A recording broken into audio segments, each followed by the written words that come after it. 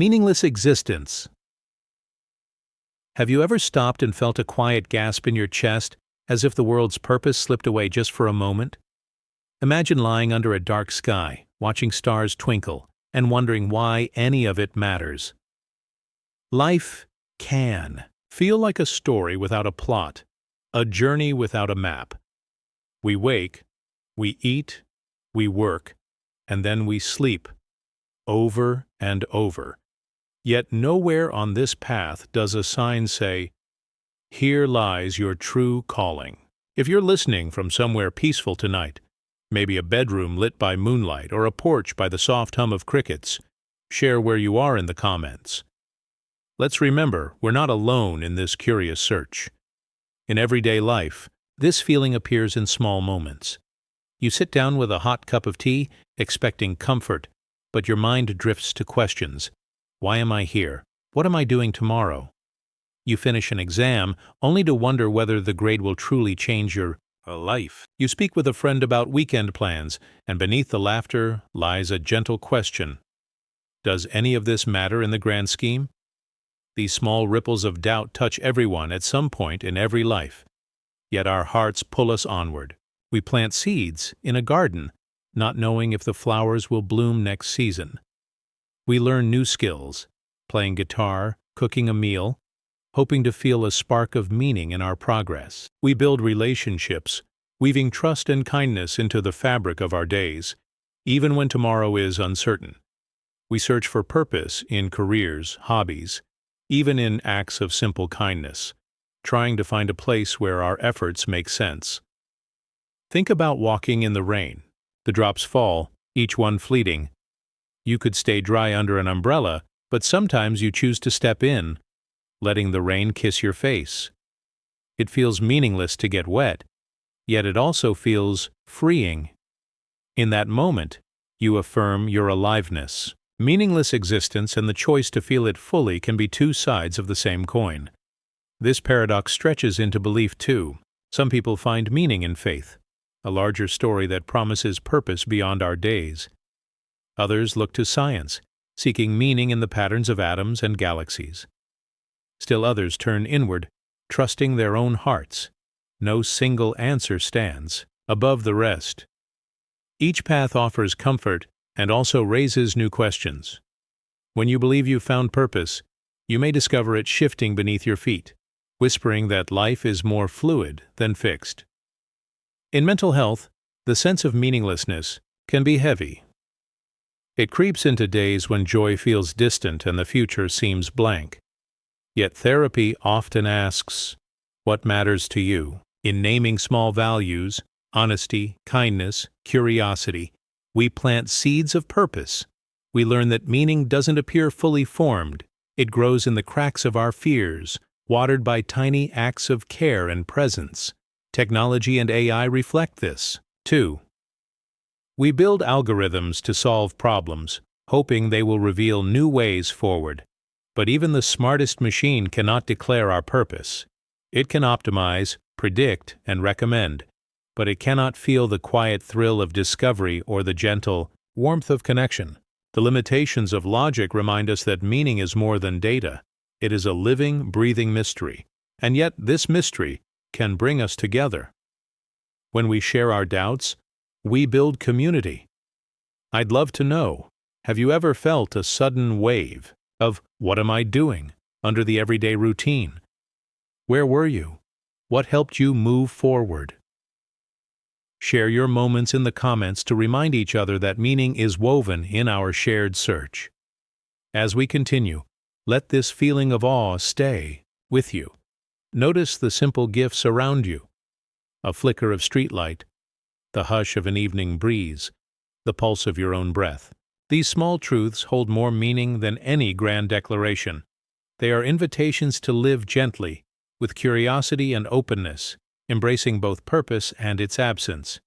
If this quiet exploration of life's hidden edges resonated with you, please tap like, leave a comment about where you are and how you feel, and subscribe for more soft journeys into questions that echo in our hearts. Together, we'll keep wandering, wondering, and finding small lights in the vast darkness of existence. Absurd freedom. Have you ever stood at a crossroads, every path open, and felt a sudden shiver of fear instead of excitement? Imagine waking up tomorrow with no rules to guide you, no schedule to follow, no expectations waiting at your door. At first, your heart might race with possibility. You could travel, learn a new skill, or simply stay in bed all day. Yet, that endless horizon can feel like a lonely void, as if the weight of choice itself presses down on you. If you're listening from somewhere cozy tonight, perhaps curled up under a blanket or gazing out a window, let me know in the comments, where freedom feels both inspiring and a little daunting for you. We meet absurd freedom in small moments. Picture the end of an exam. You have your answers, and now there are no constraints, no more questions to answer. You step outside into the warm blur of sunlight and think, I can do anything now. But what do you choose? Go for ice cream? Call an old friend? Watch the clouds drift? That moment of limitless options carries a quiet unease. When every choice is possible, no single path stands out. You realize that freedom can feel like standing on a stage with no script and no audience, alone with your own decisions. Or think of an afternoon off work. You plan nothing. At first, you delight in the surprise of untethered time. But as hours pass, you sense a pressure. You should be doing something meaningful, something worthwhile. Yet, nothing calls so loudly that you must answer. Your phone buzzes with messages, but none demand your attention. You scroll social media, then close your eyes. You listen to the hum of traffic far below. Your mind whispers, choose something, and you find yourself lost in the quiet question of what to choose. This strange tension between possibility and purpose is the heart of absurd freedom. It asks, when everything is allowed, what truly matters? In daily life, we trade freedom for structure. We accept work hours, family routines, even grocery lists, because they lift the burden of choice. We follow a recipe rather than invent our own, because knowing the next step brings comfort. We wear familiar clothes, not because we lack style, but because deciding what to wear each morning can feel like an overwhelming project. Structure and limits give our freedom a shape we can hold. Yet freedom without limits can teach us something profound. It reveals that we are not bound by any single story or plan. We can change our minds, turn to new paths, and redefine ourselves at any moment. That knowledge can be deeply empowering, even if it comes with a flicker of uncertainty. In relationships, for example, we sometimes feel stuck by roles we've played, friend, partner, parent. But absurd freedom reminds us we can choose kindness or courage in fresh ways, regardless of the labels we carry. The feeling of absurd freedom also touches our beliefs. Some days we cling tightly to convictions about politics, faith, or right and wrong, because they guide our choices. Other days, we feel the pull of doubt, wondering if any idea can capture life's complexity. In those moments, freedom reveals itself in the space between certainty and uncertainty. It asks us to hold our beliefs lightly, to listen quietly to perspectives we once dismissed. That gentle openness can lead to deeper empathy and understanding.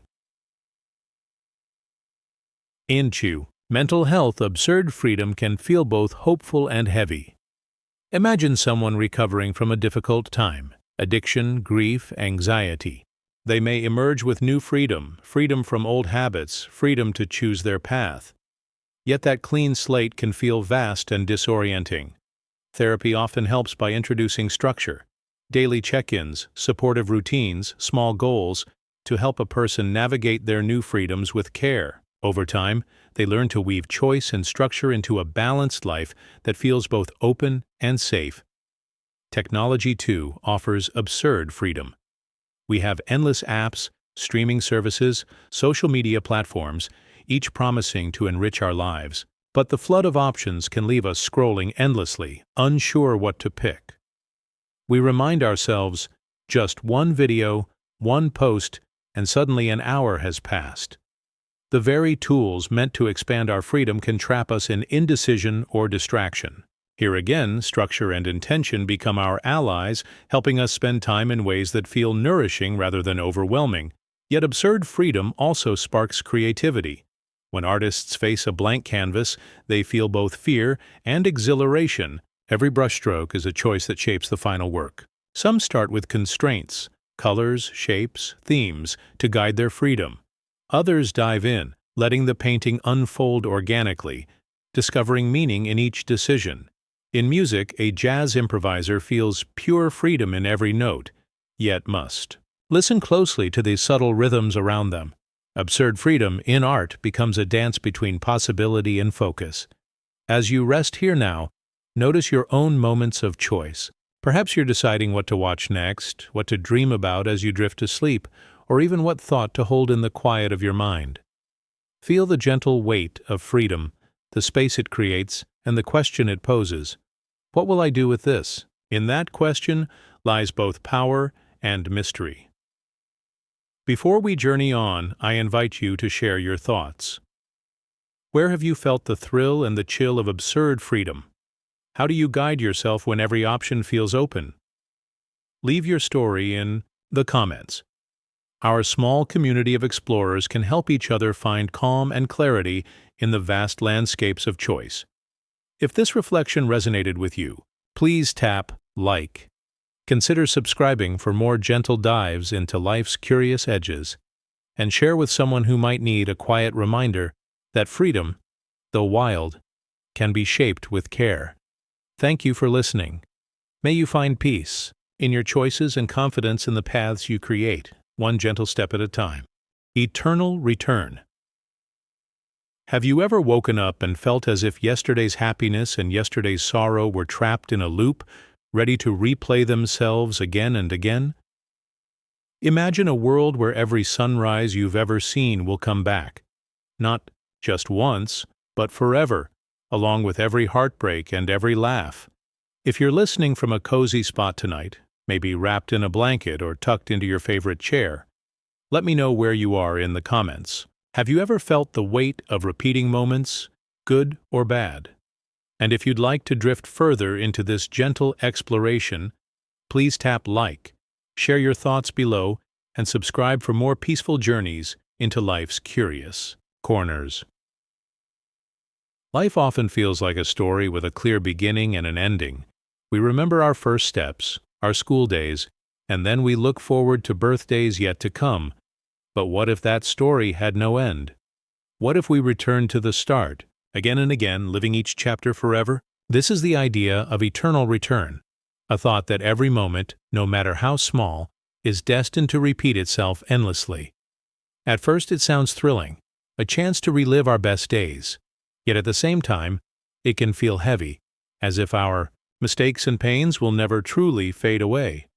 In everyday life, we brush our teeth, tie our shoes, and take the same route to work or school. These repeating actions bring comfort. You don't reinvent the wheel each morning, you just ride it. But eternal return asks us to imagine more than routines. It asks, what if your greatest joy, like the first time you heard your favorite song, played not only once but every day until time itself stands still, would that song comfort you, or would it become a haunting echo of moments you can't change? Think about weather patterns. You wake on a spring morning to the scent of blossoms. You close your eyes and feel the warmth of the sun. Then, the next day, you wake to the same spring morning, the same scent, the same warmth. Each delight repeats exactly. After a while, you might yearn for something new, a sudden summer rain or a winter's hush. Even beauty can feel stale when it can't surprise you again. Yet, paradoxically, the thought of losing it forever can make you cherish each repeated moment more deeply.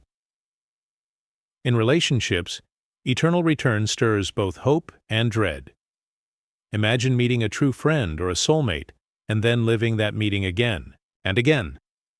You'd experience every shared laugh and every gentle silence on loop. But you'd also remember every argument, every misunderstood word. The moments you wish you could undo would rise again, reminding you of choices you can't erase. This thought nudges us to act with care now, because if our actions echo forever, then kindness and compassion become not just good ideas, but essential. Exams bring another echo of this paradox. You study for weeks to learn formulas and facts.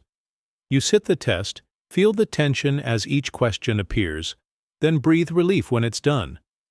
Now imagine the exam returning, with the same questions and the same nervous heartbeat, over and over. Would you grab every answer with more confidence? Or would the weight of repetition cause your mind to wander, haunted by past mistakes? Eternal return asks us to face each moment fully, as if we might live it again. Philosophers have long pondered this idea. Some see it as a challenge, to live each moment so fully that you'd embrace its endless return. Others view it as a warning that repeating pain without change becomes a prison. In Eastern philosophies, cycles of rebirth echo the same theme: life, death, life again, without end. The wheel of samsara invites us to seek release, to find a way beyond cycles. Meanwhile, in the West, thinkers like Nietzsche asked, if we must relive every joy and every sorrow forever, would we curse fate, or would we say yes to life? Language itself cannot capture the full weight of endless return. We use words like again or forever, but they fall short of the feeling we imagine. Saying, I love you forever feels meaningful, yet forever remains abstract. We crave a word to hold the depth of an infinite loop of moments. But no such word quite exists. This gap in language hints at the mystery of the idea. It touches something beyond simple description, a hidden pulse beneath each sentence. In mental health, the thought of recurring pain can feel overwhelming. If sadness repeats without end, how do we find relief? Therapists often guide us to see each day as new, to break the spiral of negative thoughts. Mindfulness asks us to be present in the moment, not trapped by memories or fears of the past repeating. Eternal return reminds us why this practice matters. Changing how we live today can alter how we feel, even if moments echo. Each act of kindness to ourselves becomes a note in an infinite melody. Artificial intelligence learns by repeating patterns too. A machine faces data again and again, adjusting its model each time. It loops through training cycles until it recognizes images, predicts words, or drives cars. But AI doesn't feel the weight of repetition. It simply tweaks weights and biases, unaware of the cycle's meaning. This contrast shows us what it means to be human. Our loops carry heartbreak, wonder, choice, and regret, dimensions that AI cannot yet grasp fully. And yet, in the gentle hush of night, eternal return can feel poetic. The stars you see tonight are the same stars your ancestors watched. Their light travels for centuries before it reaches your eyes, connecting you to every silent gaze that came before. The moon's cycle repeats, a rhythm older than memory. In that rhythm, you find belonging, a shared heartbeat of all who ever lived. Even if every day returns endlessly, each return carries a thread of 1,000 stories. As you listen now, notice your own breath, in and out. Like a wave on the shore, coming and going infinitely. Each breath mirrors the next, yet is never the same. It reminds us that even in loops, subtle shifts occur. The air you inhale holds a new mix of scents. The air you exhale carries away what you no longer need.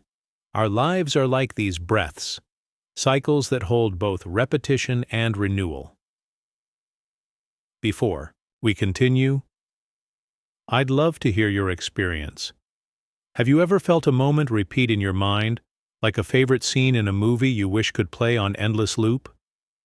Or a memory you hope never returns? Share where you are and how that memory feels. Your thoughts create a shared circle, a community finding comfort in common wonder.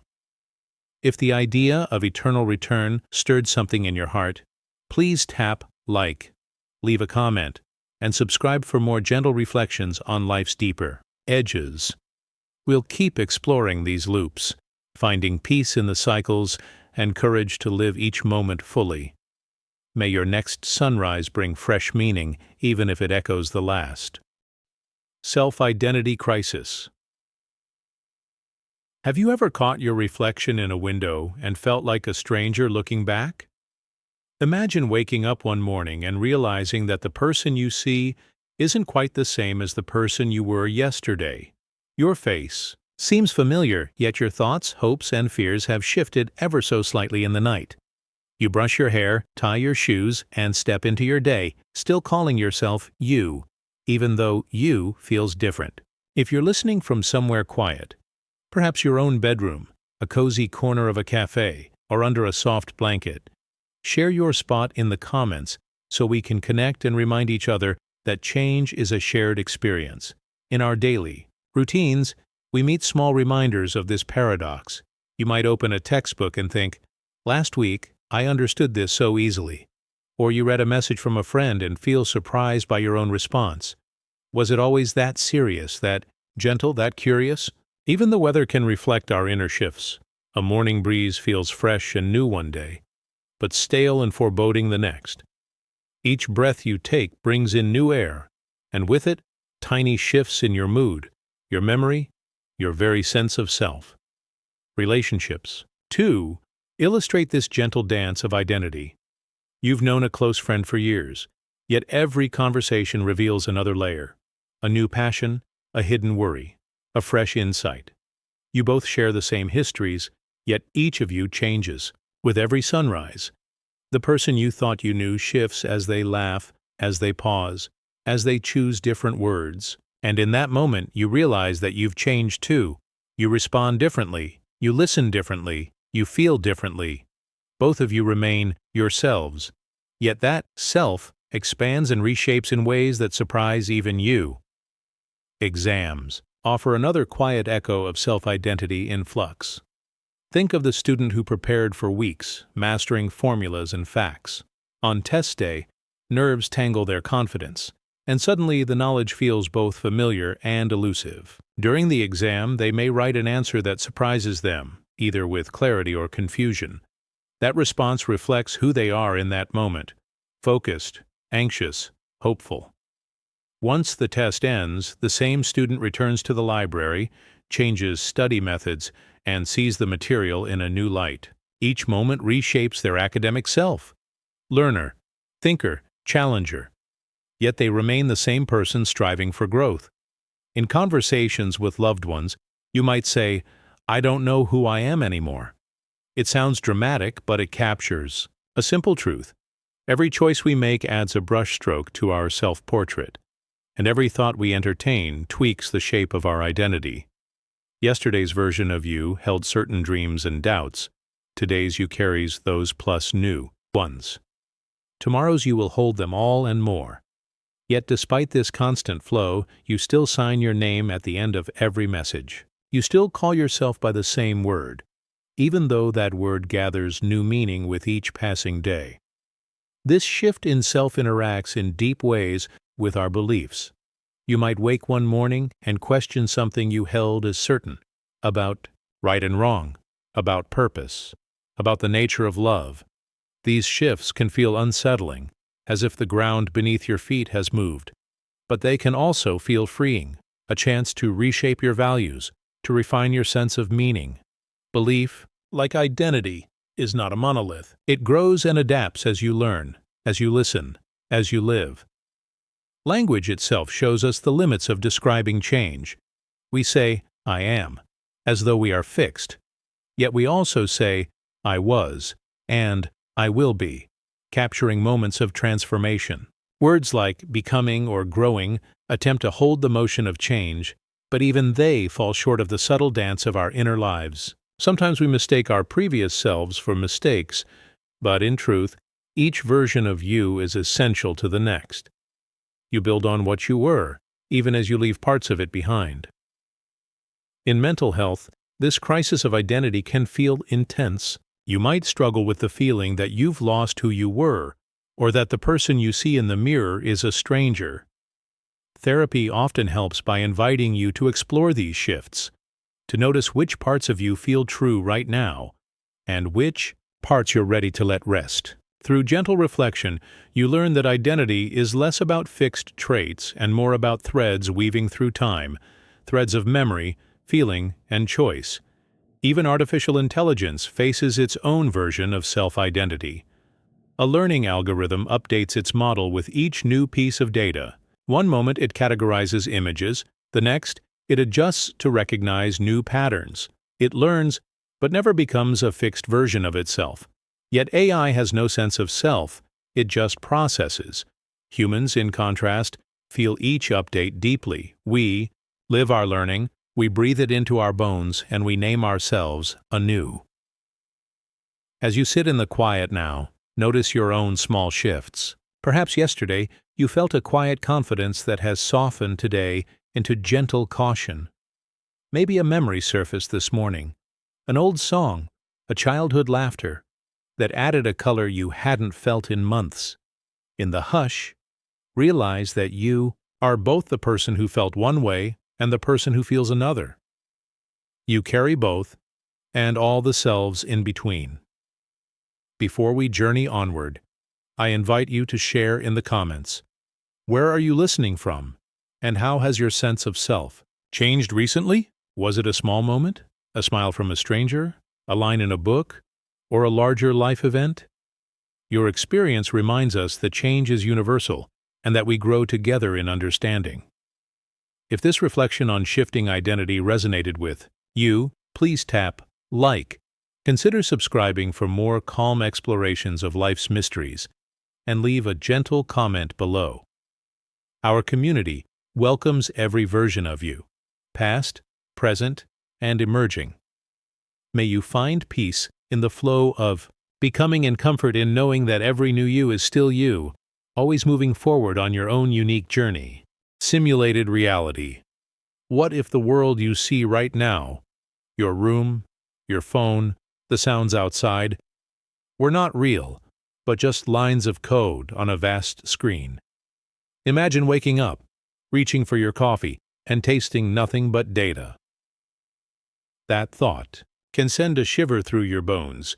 How do you know you're not part of someone else's dream? If you're listening from somewhere soft and quiet, maybe your bed, a comfy chair, or under a favorite blanket, share your spot in the comments so we can feel connected across this curious question. We meet the idea of simulated reality in small, everyday hints. You press a button on your remote and the TV obeys. You swipe on your phone and apps appear. You ask a smart speaker for the weather and instantly you hear tomorrow's forecast. These acts feel natural, but they remind us that technology responds to our commands. What if the same responsiveness applied to everything you touch and see? What if reality itself were just another app running in a hidden system? Think about a video game where you guide a character through a forest. The trees sway in the wind. Animals peek from behind bushes. You learn the rules, jump here, climb there, and the world unfolds. But you also understand you're outside that world, controlling it. Now flip that feeling. What if you were inside the game and the game controlled you? Each step you take, each thought you think might be a function call in a giant unseen program. The leaves you admire could be pixels. The breeze you feel might be a carefully simulated effect. In relationships, this idea can feel both thrilling and unsettling. You meet someone and share laughter, secrets, and trust. But what if their words were scripted? If your warm memories with loved ones were written by an unseen author? Would that change how you feel? Would a hug still comfort you? Would a smile still light your heart? Even if emotions arise from code, they still feel real. So perhaps it doesn't matter who wrote the script. Your joy and pain are yours to live. At exam time, you might fear a simulation glitch more than failure. Imagine opening the test booklet and seeing questions you don't understand. You might wonder, is this a trick in the program? Maybe the system is testing not just your knowledge, but your belief in reality itself. Every answer you fill in could be a line of code in a simulated universe, each tick marking your progress in an invisible world. The weather outside, rain or shine, could also be part of the simulation. You watch raindrops race down the window. You feel the cold air on your skin.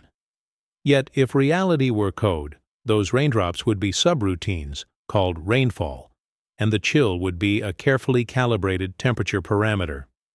Even the Scent of fresh grass after rain might be a programmed sensory input.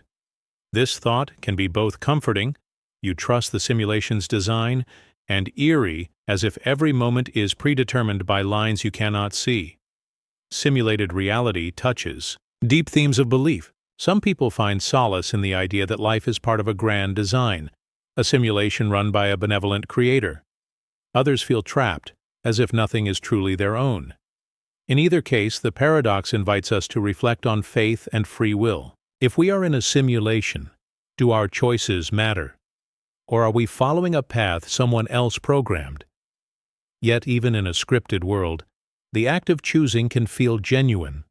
Our decisions ripple through our minds, shaping how we experience the script.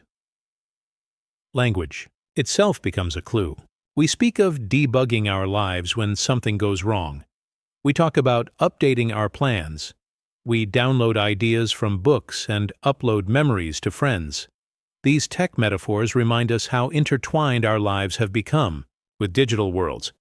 What if those metaphors edge closer to truth than we realize? Maybe we are all living lines of code, and our stories are functions called in the moment. In mental health, the idea of simulated reality can offer both comfort and challenge. For someone feeling disconnected, thought that reality is not fixed, like code, can ease the burden of feeling broken. They might imagine a patch or update that could restore them. But the idea can also deepen feelings of unreality, making each experience seem less tangible. Therapists often guide people back to the simple truth of sensation, feeling the ground beneath the feet, noticing the breath, reminding them that even if life feels like code, their experience is here and now. Artificial intelligence itself lives in simulations. AI models are trained on data, optimizing responses in a virtual environment. They learn patterns, predict outcomes, and sometimes pass tests built by humans. Yet AI does not live inside its code. It processes. Humans, on the other hand, feel. We can look inside a program and see its structure. We cannot do the same with ourselves. We are the ones running the simulation, yet we cannot step outside to see who pressed run. As you rest now, notice your heartbeat, in and out. A steady rhythm that feels undeniably real. Even if your world were code, your heart's pulse would still echo through your chest. It reminds you that experience, pain, joy, wonder, is the one thing that resists full simulation. Code can mimic emotion, but only you can feel it. Before we continue, I invite you to share your thoughts. Have you ever paused and wondered if life is more than what you see? Where were you? What did you feel? Your stories connect us, grounding us in a shared sense of curiosity. If this gentle exploration of simulated reality resonated with you, please tap like, leave a comment about where you are and how you feel, and subscribe for more calm journeys into life's deep questions.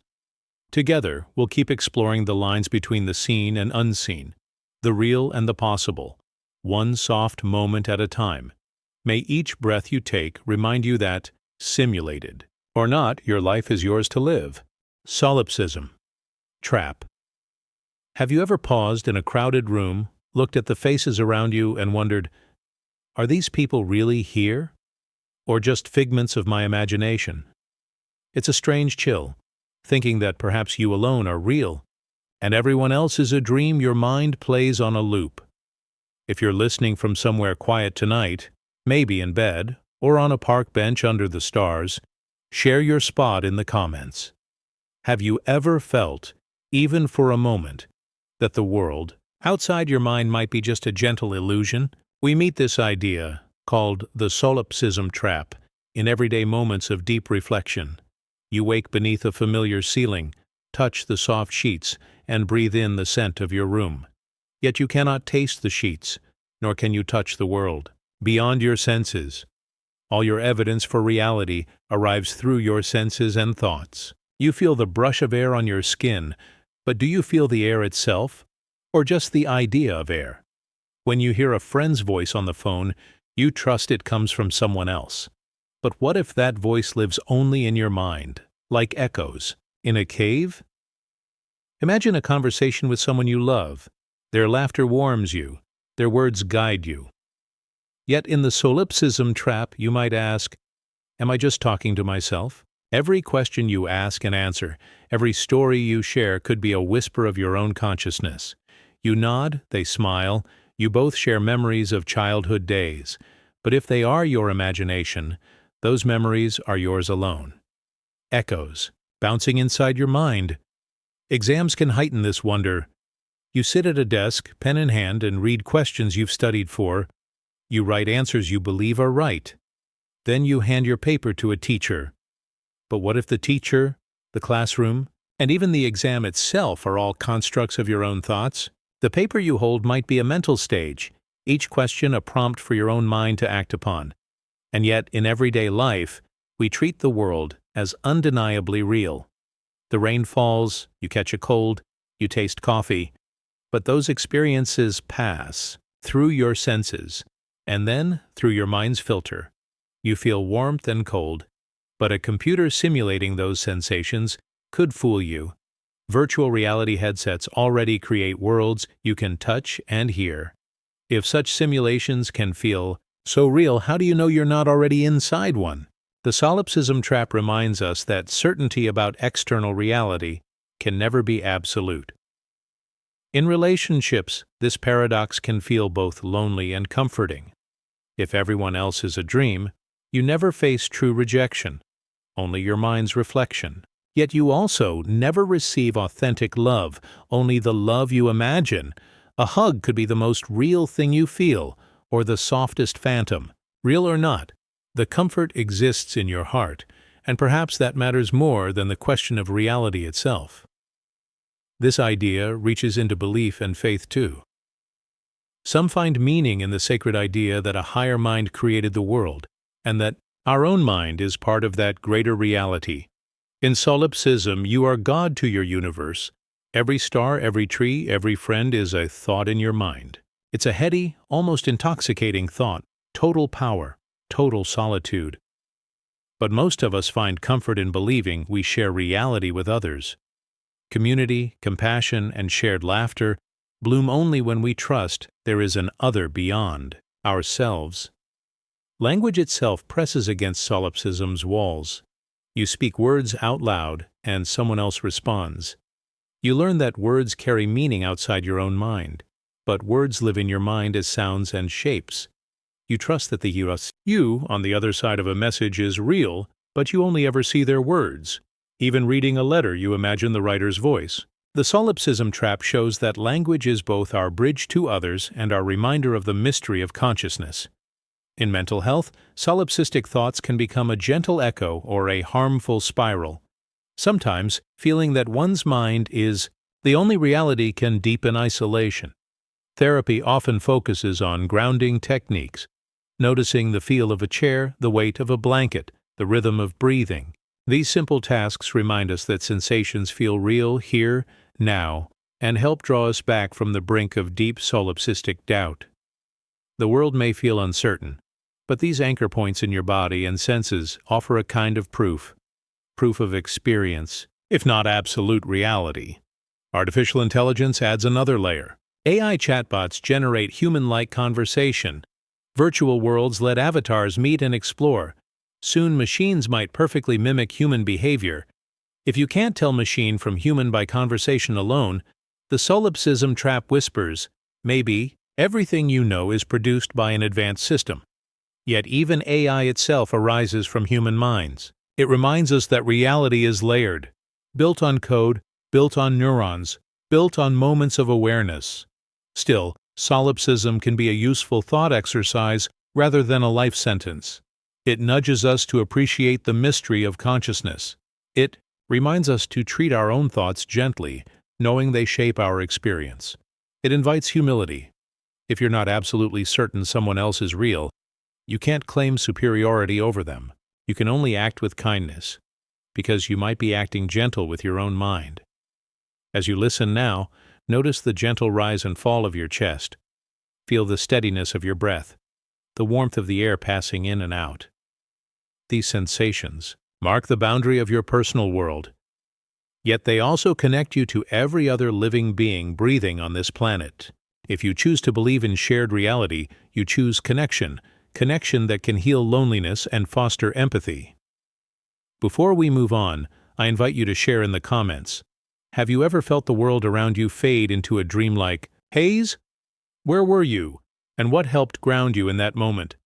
Your stories remind each of us that while we cannot fully disprove solipsism, we can choose to embrace the shared tapestry of life. Our experiences, though personal, weave together into the rich fabric of our shared existence. If this gentle exploration of the solipsism trap resonated with you, please tap like, leave a comment about your own grounding moments, and subscribe for more calming dives into life's deep questions. Together, we'll keep exploring these edges of thought, always asking, always wondering, always finding ways to connect. May each breath you take remind you that reality, shared or not, is yours to experience. Free will dilemma. Have you ever paused right before making a decision, something small like picking tea instead of coffee, and wondered, did I really choose that, or was it already chosen for me? It's strange, isn't it? We feel like we're in control, like we make choices every day from our own free will. But then a quiet thought slips in. What if all our decisions are shaped by things we don't even notice? If you've ever felt this strange tug-of-war inside your mind between freedom and fate, leave a comment or tell us where you're watching from. Let's see how many of us are quietly asking the same questions. Think about something simple. You wake up and put on your favorite shirt. It feels like a free choice, but was it? Maybe it was because of the weather, or because someone once said that color suits you. Maybe it's just the shirt on top of the pile. Suddenly, you're free. Decision doesn't seem so free. Now think bigger. Your career, your relationships, even where you live. How many of those choices came from deep within you, and how many were guided by childhood culture, timing, or fear? This is the free will dilemma, the feeling that you are free to choose, but knowing at the same time that your choices are built on layers you didn't build yourself. It touches every corner of life. You might think, I chose this path, but would you have chosen it if you were born in a different country? Or to different parents? What if you had a different voice? Or a different memory? Or a different fear? Every little part of you, even your smallest preferences, are shaped by the world before you even know it. Let's take exams as an example. You study hard, sit down, and write your answers. That feels like free will. Hard work leading to a result. But what about the school you went to? The teachers you had? The support you did or didn't get at home? Those shaped what you even had the chance to study. So, while your effort is real, the path leading there may have been quietly chosen for you, long before you sat at the desk. Relationships show this too. You think you choose your friends or your partner. But often, it's geography, timing, or even shared experiences that bring you together. If you moved schools or joined a different club, you might never have met them. Does that mean the bond is less real? No. It just means the choice may not be as free as we imagine. Life has a way of guiding us with invisible strings, and even when we tug against them, we're still tied to the place we started. This dilemma also speaks to our beliefs. Many of us were taught right and wrong from a young age. These beliefs feel personal. But if you had been raised somewhere else, would you believe something else? You might still feel like you chose your values. But that choice came after years of being taught what to think. And even when you break free, it's still a reaction to your past, not a clean escape. It's like painting on a canvas that was already drawn on. The way we use language adds another layer. Words give us freedom to express ourselves, but the words we use, how we speak, how we understand, were taught to us. You didn't choose your first language. You didn't even choose how to think in words. That means every thought, every opinion, is shaped by the language you learned as a child. It's not a bad thing, but it does remind us that even our inner voice isn't fully ours. It's been shaped by a lifetime of echoes. Mental health brings this question even closer. Sometimes people feel like they're choosing to be okay or not. But feelings, thoughts, and habits often come from deep places. Memories, chemicals, patterns we didn't choose. Someone might say, "Why can't I just decide to be happy?" But happiness isn't just a switch. It's a web of choices, and many of those were shaped by experiences we never asked for. Realizing this doesn't take away our strength. In fact, it gives us more compassion toward ourselves and others. Now, with AI growing fast, the free will dilemma becomes even more interesting. Imagine a machine learning your habits so well that it can guess your next move before you make it. If it can do that, were you really making a choice? Or were you following a pattern the machine could see? But you couldn't? It's both exciting and a little scary. But maybe it also reminds us that understanding our patterns is one way to gently step out of them. Still, knowing this doesn't mean we're helpless. Just because many things shape us doesn't mean we're robots. It means we're part of something bigger, like a tree that bends in the wind shaped by soil and sun, but still grows in its own direction. We may not choose where we were planted, but we still reach upward, stretch sideways, and move toward the light in our own way. The free will dilemma is not here to take away your choices. It's here to help you understand them better. When you know what shaped your path, you can walk it more clearly. When you know which beliefs are yours and which were given to you, you can hold them more gently. And when you see that others are shaped too, by their pain, their past, their place, you begin to judge less and understand more.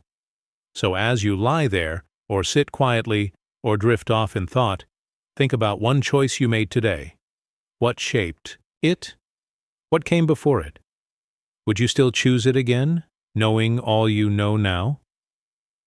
These are not questions with simple answers, but they're questions that open us up, soften our hearts, and remind us that behind every choice is a long, unseen story. If this idea made you pause or breathe a little slower, leave a like. If you've ever questioned your own choices, share your experience or your thoughts in the comments. And if you want more of these gentle journeys into deep ideas, tap subscribe. Every thought we share here is a step together into understanding. You are not alone in asking these questions. And in the space between freedom and fate, there's something beautiful waiting to be found. Infinite regression. Have you ever sat in silence and asked yourself, where did it all begin? Not just your life or your parents' lives, but everything. The universe, time, thought itself. And as soon as you try to answer, something strange happens. You realize that every beginning needs something before it, and then something before that, and before that.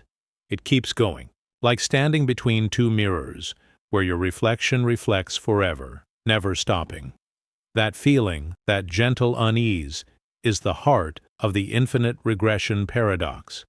If you've ever had a thought like this late at night, or while looking up at the sky, leave a comment or share where you're listening from. Let's see how many of us have followed that quiet question all the way down the rabbit hole. Let's begin with something simple. Imagine a child asks, "Who made the trees?" And you say, "The trees grow from seeds." But then the child asks, "Who made the seeds?" You answer, "From other trees." Then comes the next question, "But who made the first tree?" And suddenly, your answer doesn't feel so clear anymore. You can go back and back, but you never seem to reach the very first cause. There is always something before, and that's where the mystery begins. We see this everywhere. In weather, for example. It rains because there were clouds. The clouds formed from water vapor. The vapor came from heat and evaporation. But where did the heat come from? From the sun. And where did the sun come from? A cloud of gas in space, and that gas came from another star before it. We can keep answering, but never really stop. There's always a reason behind the reason, a cause behind the cause. And at some point you wonder, does it ever end? This idea touches our daily lives more than we realize. Let's say you're preparing for an exam. You're studying hard because you want to do well, You want to do well because you want a good future. You want a good future because you want to feel safe and happy. But why do you want to feel safe? Where does that desire come from? Maybe from childhood, or from watching others struggle. But even those feelings came from earlier experiences. And suddenly, something as simple as studying turns into a chain of moments stretching far behind you, each one pushing the next. Now think about beliefs. Many people believe certain things deeply, but when you ask why, they may say, "Because I was taught this," or "Because it makes sense to me." But then you can ask, why were you taught that? Why does it make sense to you and not someone else? And again, we fall into this never-ending line of causes. Even personal beliefs, things that feel truly ours, are shaped by things before us, and before them, and before those. It's a quiet reminder that even our inner world is built on invisible steps.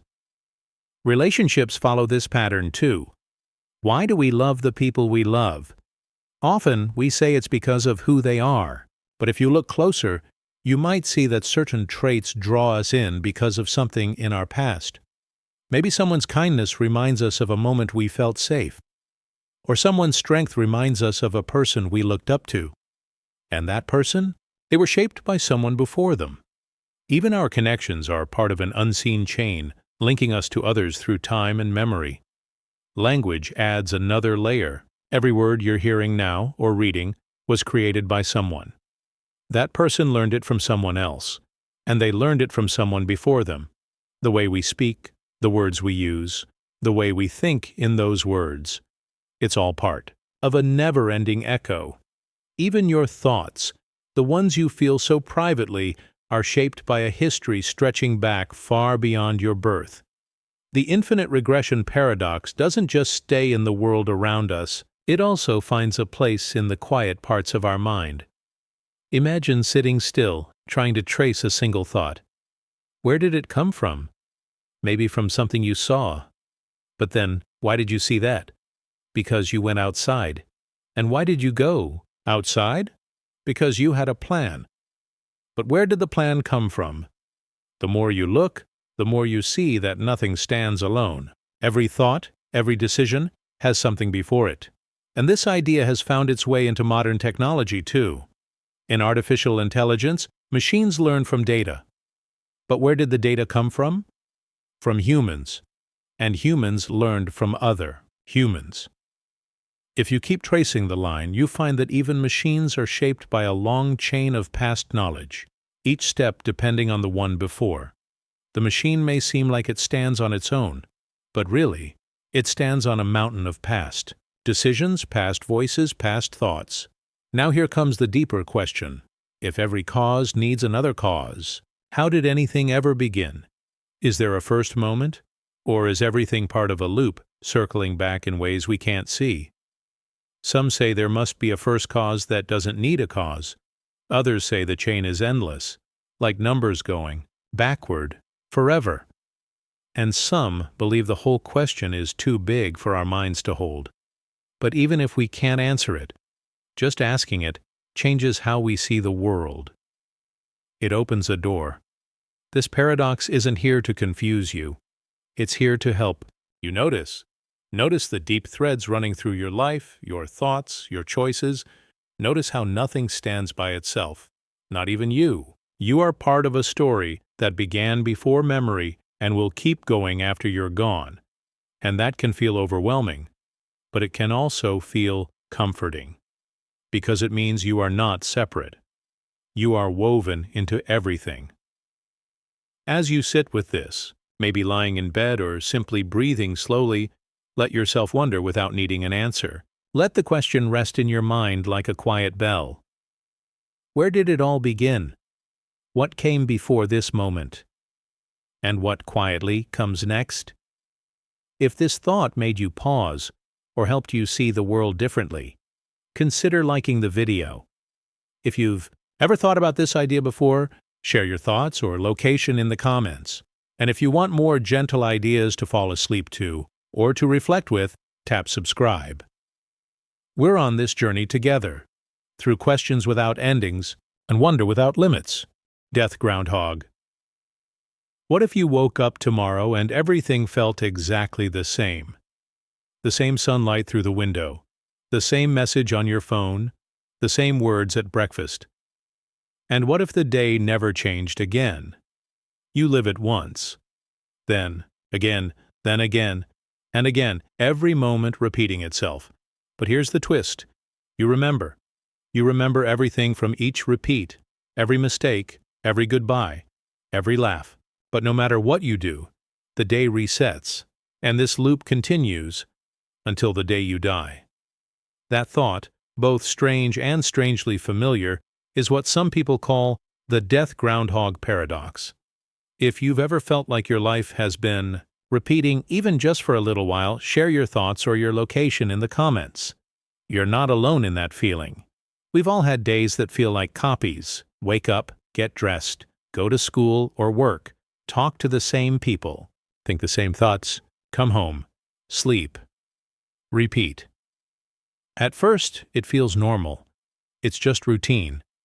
But after a while, something inside begins to ask, am I really moving forward, or am I walking in a circle over and over again? You may look at the clock and think, didn't I just do this? And that question sits quietly in your chest, like a whisper you can't quite ignore.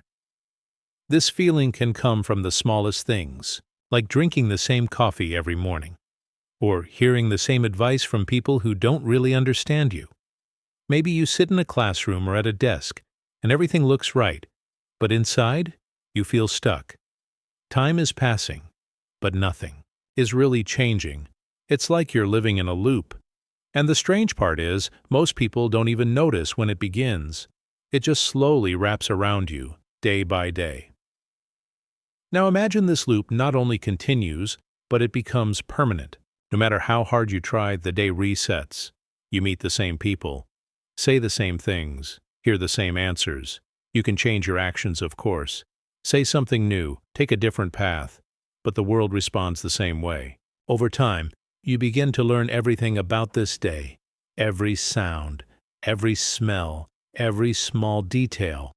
You know what will fall, what someone will say, when a bird will land on a fence. The day becomes a puzzle you can solve perfectly, but it never changes. At first it might feel like a gift, a chance to fix mistakes, a way to say the things you were afraid to say.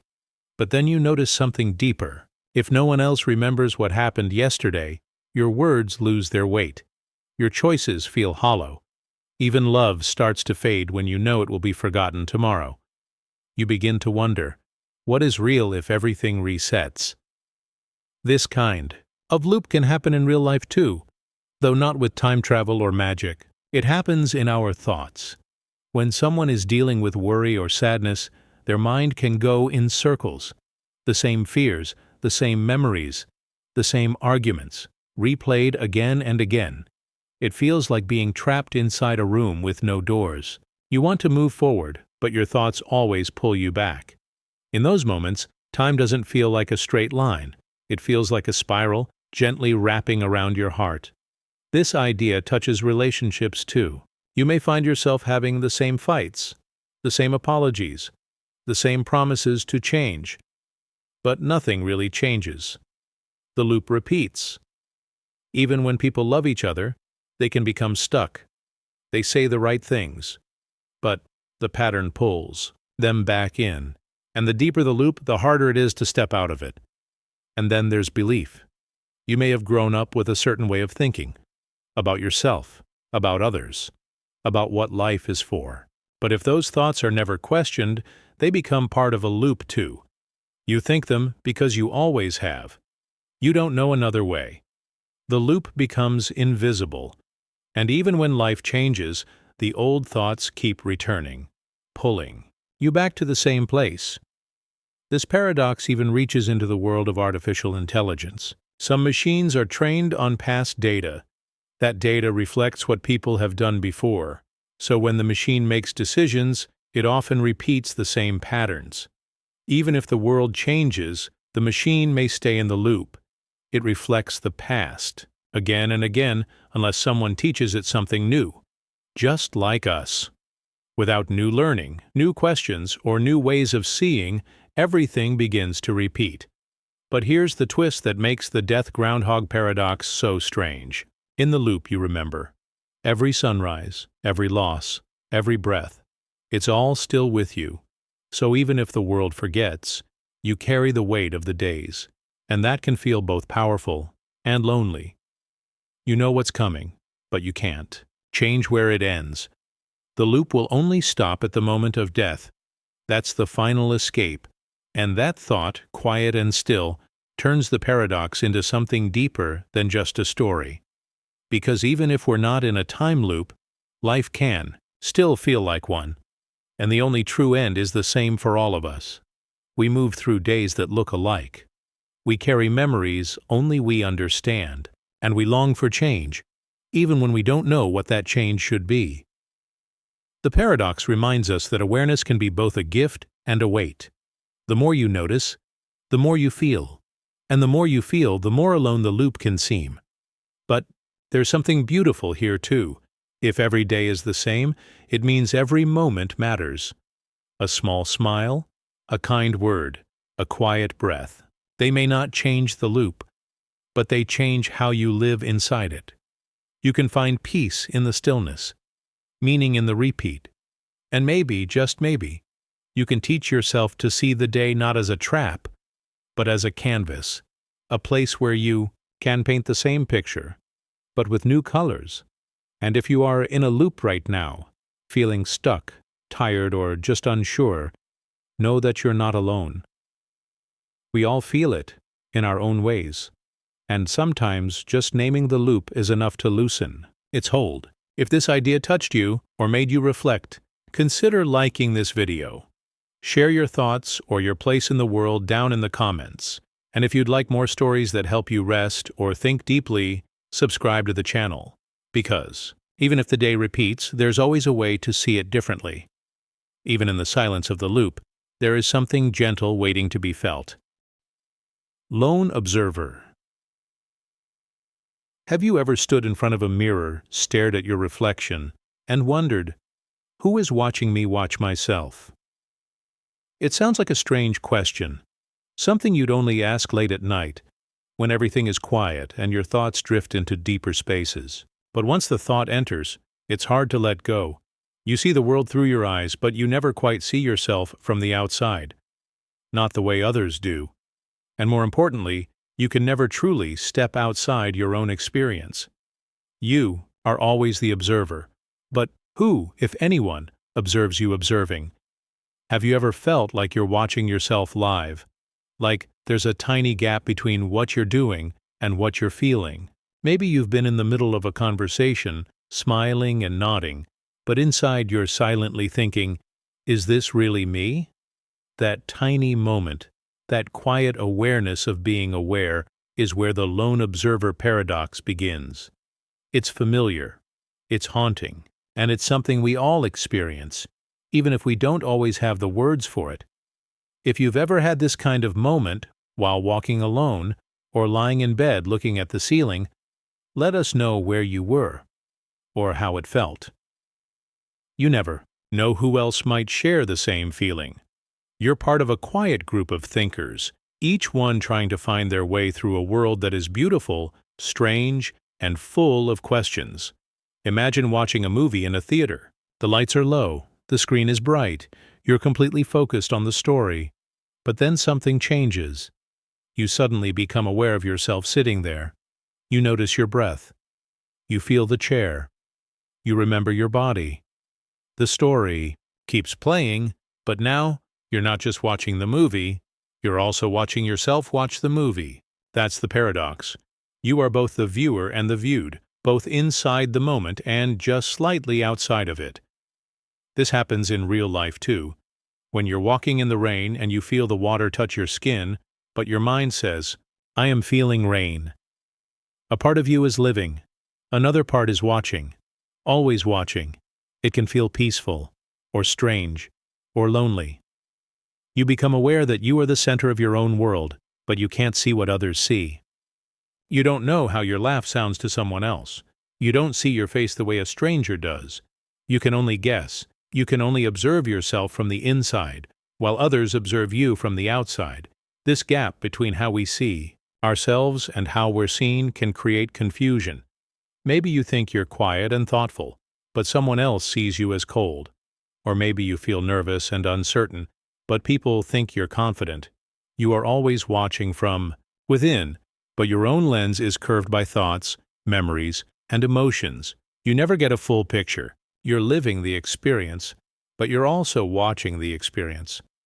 And that watcher inside you, no one else can see them. The lone observer paradox becomes even more mysterious when we think about thoughts themselves. Right now, you're hearing these words in your mind. But who is listening? Your brain processes them. Yes.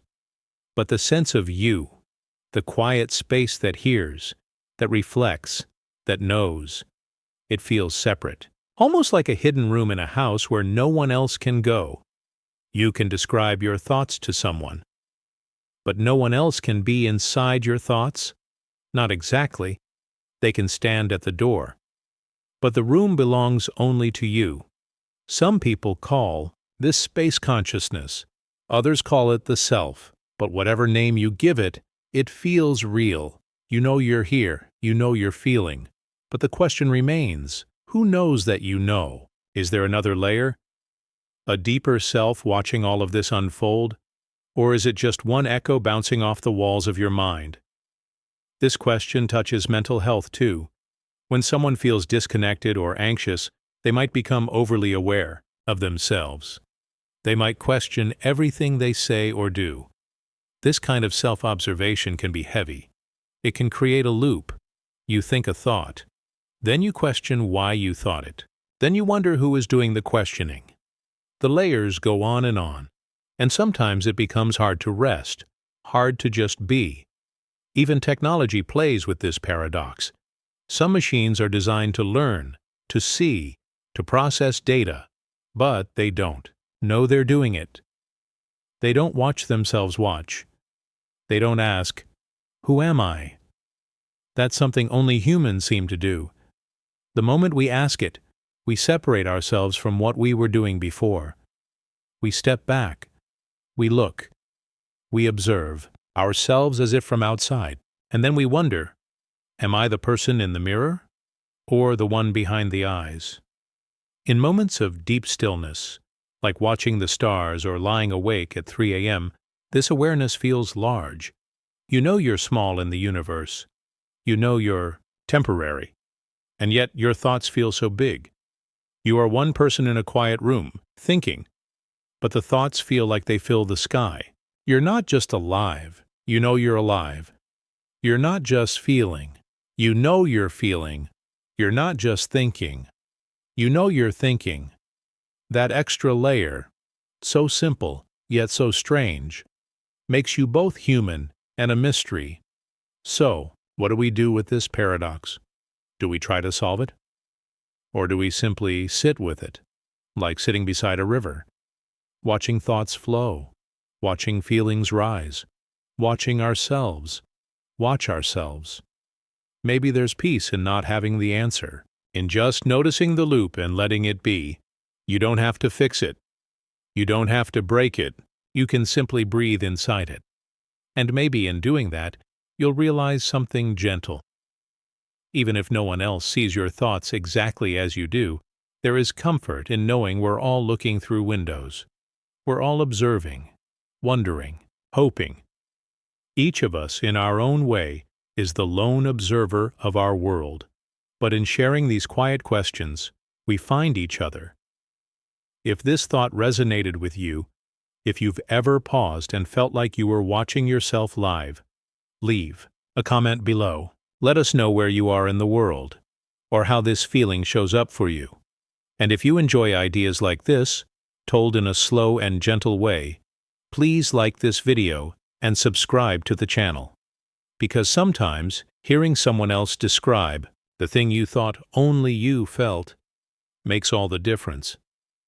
In the end, we are each alone in our thoughts, but we don't have to feel lonely.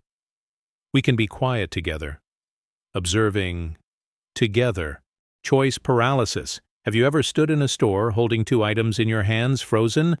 Maybe one had better reviews, the other had a nicer design. You liked both, but instead of feeling excited, you felt anxious and, strangely, stuck. You walked in with a goal to buy something simple, like a snack or a shirt or even a gift, but now your thoughts are spinning. What if you choose the wrong one? What if the other one would have made you happier? So you just stand there. Overthinking. That's the quiet trap of too many choices. It feels like freedom, but sometimes it only makes us feel more lost. If you've ever had a moment like that, where too many options left you unsure, let us know in the comments. It could be something small, like picking a movie, or something big, like choosing a job. And let us know where you're watching from, too. You're not alone in this. A lot of us are carrying the same invisible weight of what if. We grow up thinking that more choice means more control. And sometimes it really does. If you're thirsty and someone offers you one drink, you'll probably take it without much thought. But if you open a fridge with 10 different drinks, you start thinking, which one do I really want? What if I choose one and regret it later? That tiny pause grows larger. And before you know it, a simple decision feels overwhelming.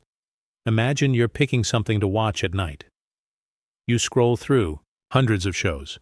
You click on trailers, you read descriptions, 30 minutes go by. You still haven't chosen. The options felt exciting at first, but now they're tiring. It's not just about entertainment anymore. It becomes a pressure to choose the best one. You want the perfect experience. So you scroll and scroll until the night feels halfway over. You close the app and go to bed feeling unsettled. This is the heart of choice paralysis. The more options we have, the more we fear missing out. Every yes to one thing feels like a no to many others, and that can be painful. Even if you make a good choice, your mind might still wonder, what if the other one was better?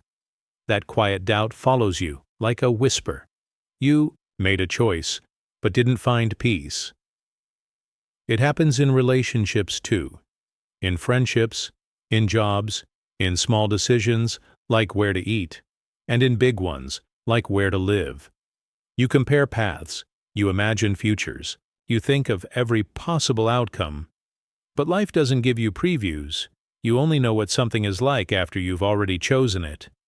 And that mystery, the not knowing, can make even smart, capable people feel stuck.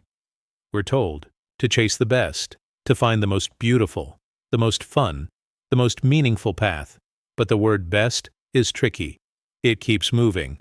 What's best for someone else might not be best for you, and even for yourself. Best can change from one day to the next. One moment you're craving comfort, the next, adventure. And so you pause, unsure which version of yourself to trust. Sometimes we wish someone else would just decide for us. Like when you ask a friend, "What do you want to eat?" And they say, "I don't know, you choose." And then you say, "No, you choose." It becomes a loop of kindness mixed with confusion. No one wants to be the one to decide in case the other person doesn't like it. So both people end up circling, unsure, quietly afraid of making the wrong call. This kind of indecision can touch our beliefs too. When you hear many voices, many ideas, many truths, it can be hard to know what to hold on to. Some people shut down. Others follow the crowd. A few keep searching endlessly, afraid to believe anything at all in case it turns out wrong. The mind wants clarity, but the world offers complexity. And that tension sits quietly behind the eyes, weighing down every choice. Even technology makes this harder. With one swipe, we can see hundreds of products, places, and people. Every app gives us more to compare, more to want, more to fear missing. You watch one video, then another, then another. Each one is good, but what if the next one is better? So you keep going, not because you're unhappy, but because you're not sure when to stop. It's not a lack of options that traps us. It's the idea that one of them might be perfect. And, yet, here's the gentle truth. No choice is perfect. No path is free of doubt. Even the best decisions carry questions. That's part of being human. We move forward with what we know, hoping we'll learn more along the way. Sometimes peace doesn't come from picking the perfect thing. It comes from letting go of the need to know everything before you act. Maybe it helps to see choice not as a test, but as a moment, a chance to learn something new. You pick a road, you walk it, you feel things, and if it's not quite right, you adjust, you grow. You don't lose yourself, you discover more of who you are. So next time you feel stuck, scrolling, doubting, pausing, try to breathe. Remind yourself, it's okay not to be certain. You don't need a perfect answer, just a gentle step. You can choose with care, without fear. And once you choose, you can make peace with the path you're on. Even if it's not forever, it's part of your story. If this feeling speaks to you, if you've felt the pressure of too many options, leave a comment, share your story, or just tell us where in the world you're watching from. It's comforting to know how many people carry these same quiet thoughts. And if you'd like more moments like this, slow, thoughtful, and calm, consider liking this video and subscribing. We share these gentle ideas not to give you all the answers, but to sit beside you in the questions. Because sometimes, just knowing someone else understands is enough. Authenticity. Mirage. Have you ever caught yourself acting natural on purpose? Maybe you were in a conversation, trying to be yourself, but at the same time, thinking about how you were being seen. Were you relaxed enough? Honest enough? Likable enough? You wanted to be genuine, but suddenly it felt like you were performing your own personality. It's a strange and quiet experience, trying to be real while also trying to look real. And sometimes, the harder we try to be authentic, the more distant we feel from who we really are. If you've ever felt this way, even just for a moment, let us know in the comments. Maybe it happened at school, at work, online, or even with someone close to you. And feel free to share where you're watching from. This is a shared feeling, even if it's rarely spoken out loud. We live in a time where being authentic is seen as a kind of success. Be real. Be raw. Be unfiltered. But here's the strange twist.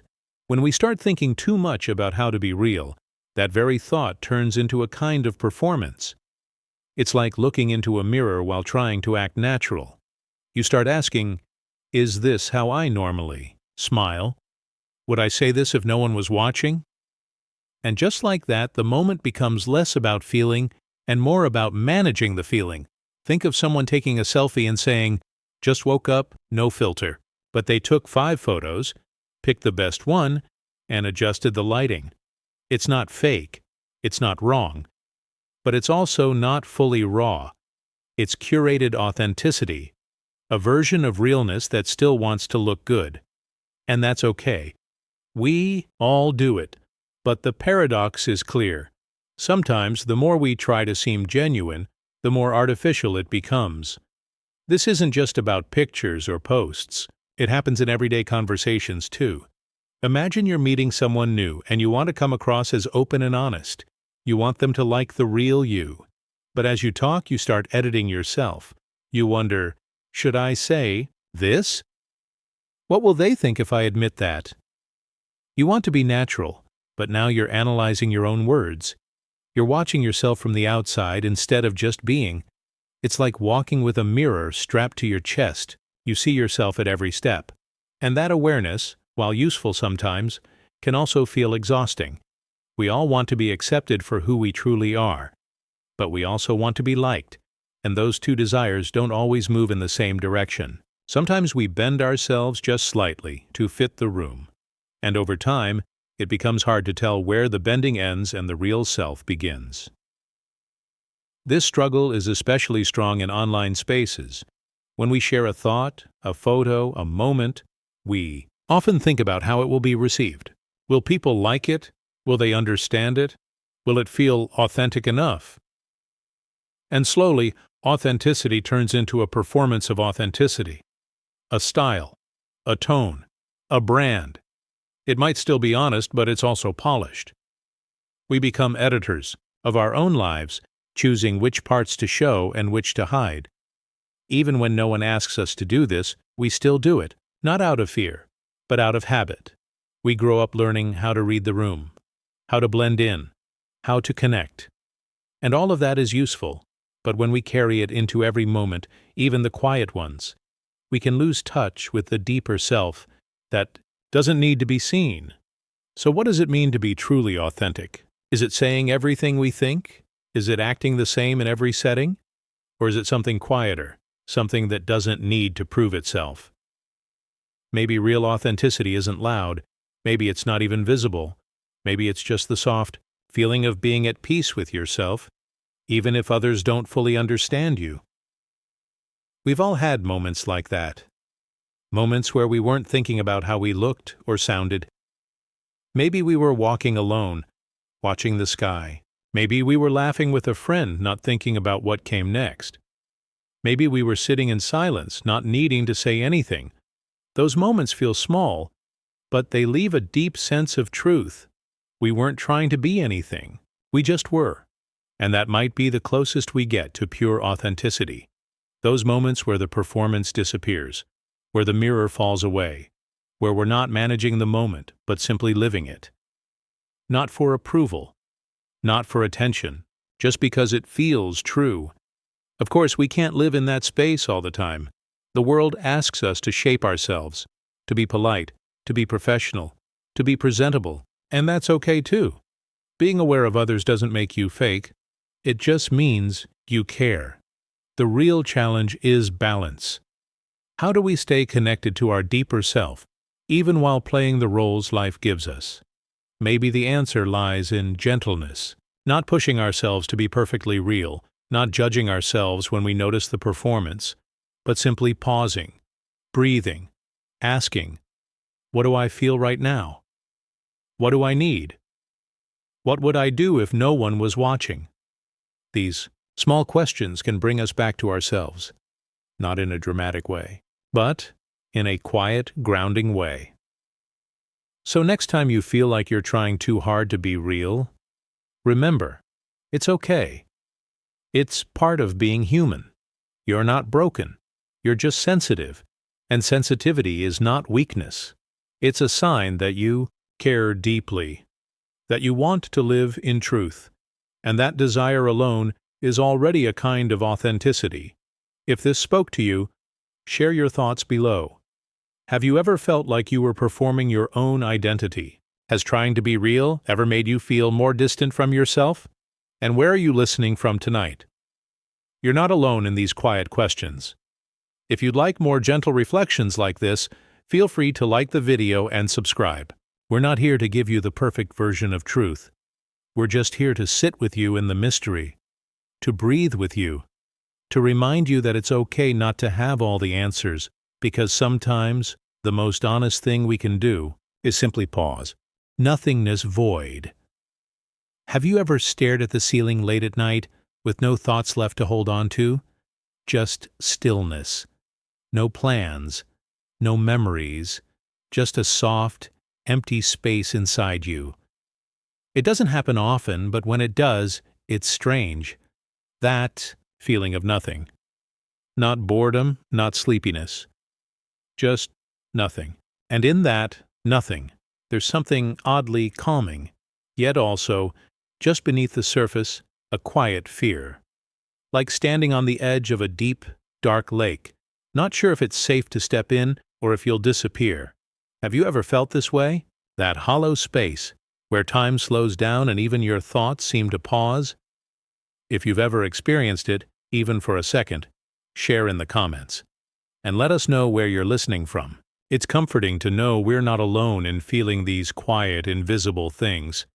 We spend so much of life filling the space.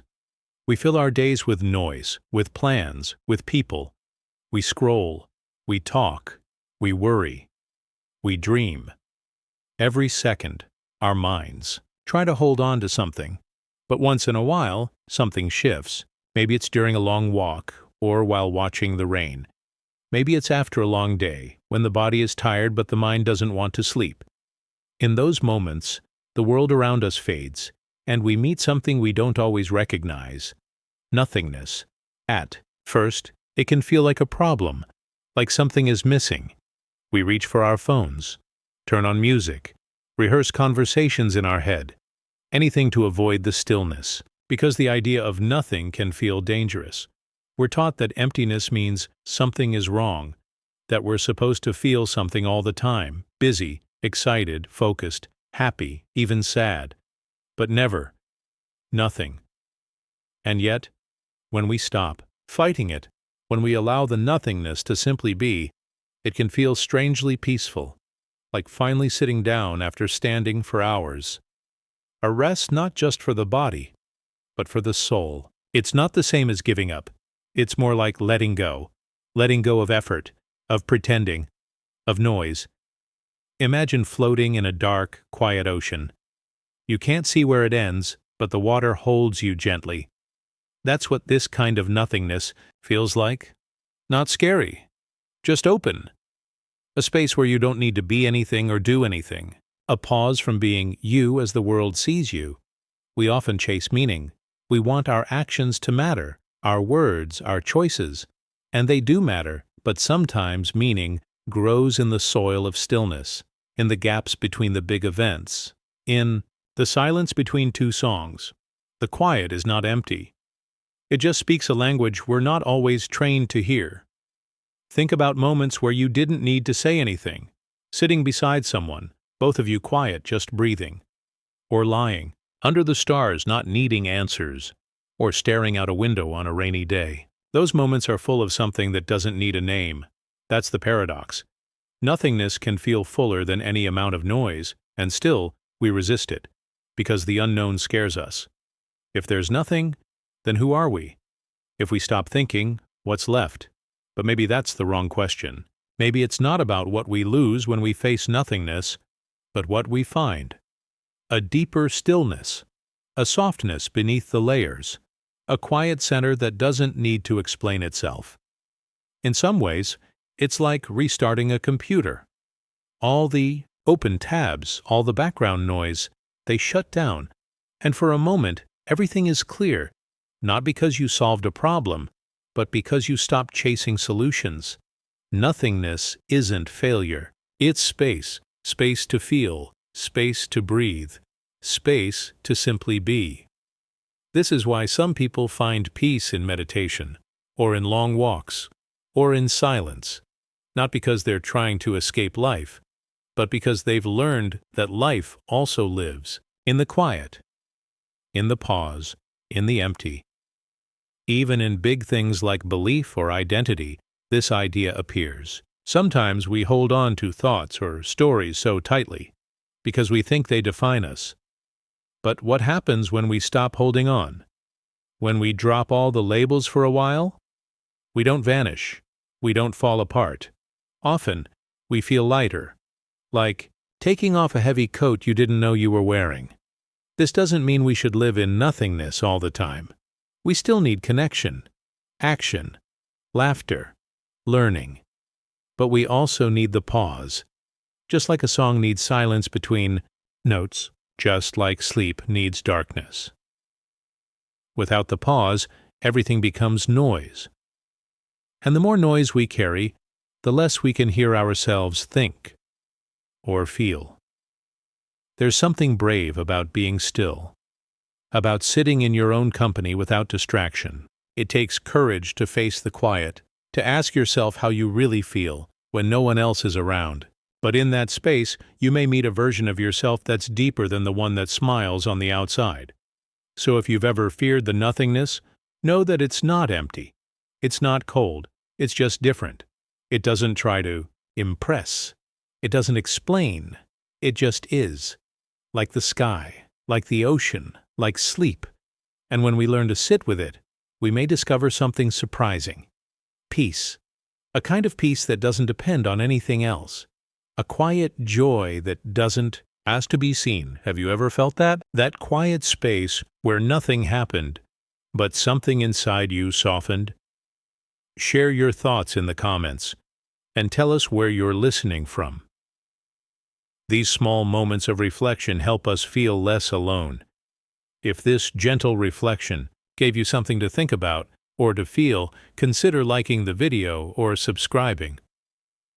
We'll be here with more calm stories, not to fix you, just to walk beside you, through sound, through silence, through the spaces between, because sometimes the most important moments are the ones that look like nothing at all. Time loop. Have you ever walked into a room and suddenly felt like you've done this exact thing before?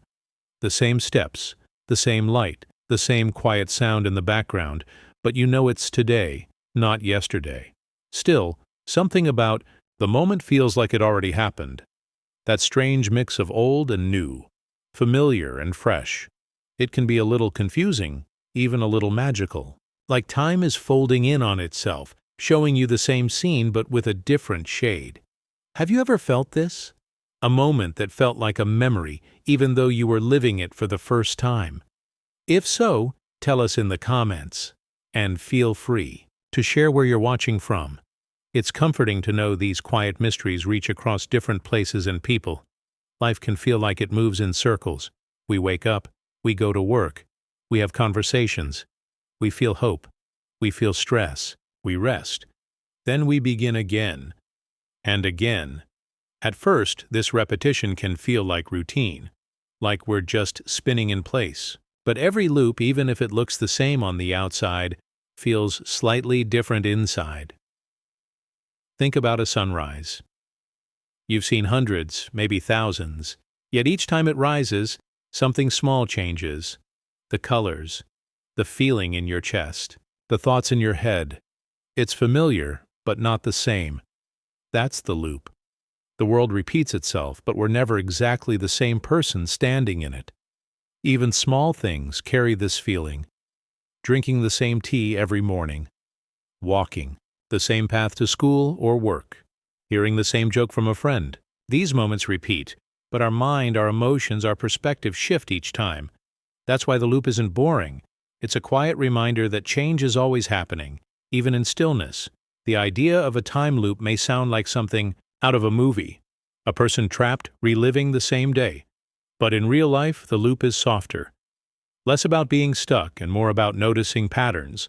We find ourselves in similar places, similar arguments, similar joys. Yet we always bring a new version of ourselves to it. A little older, a little wiser, a little more tired, or a little more hopeful.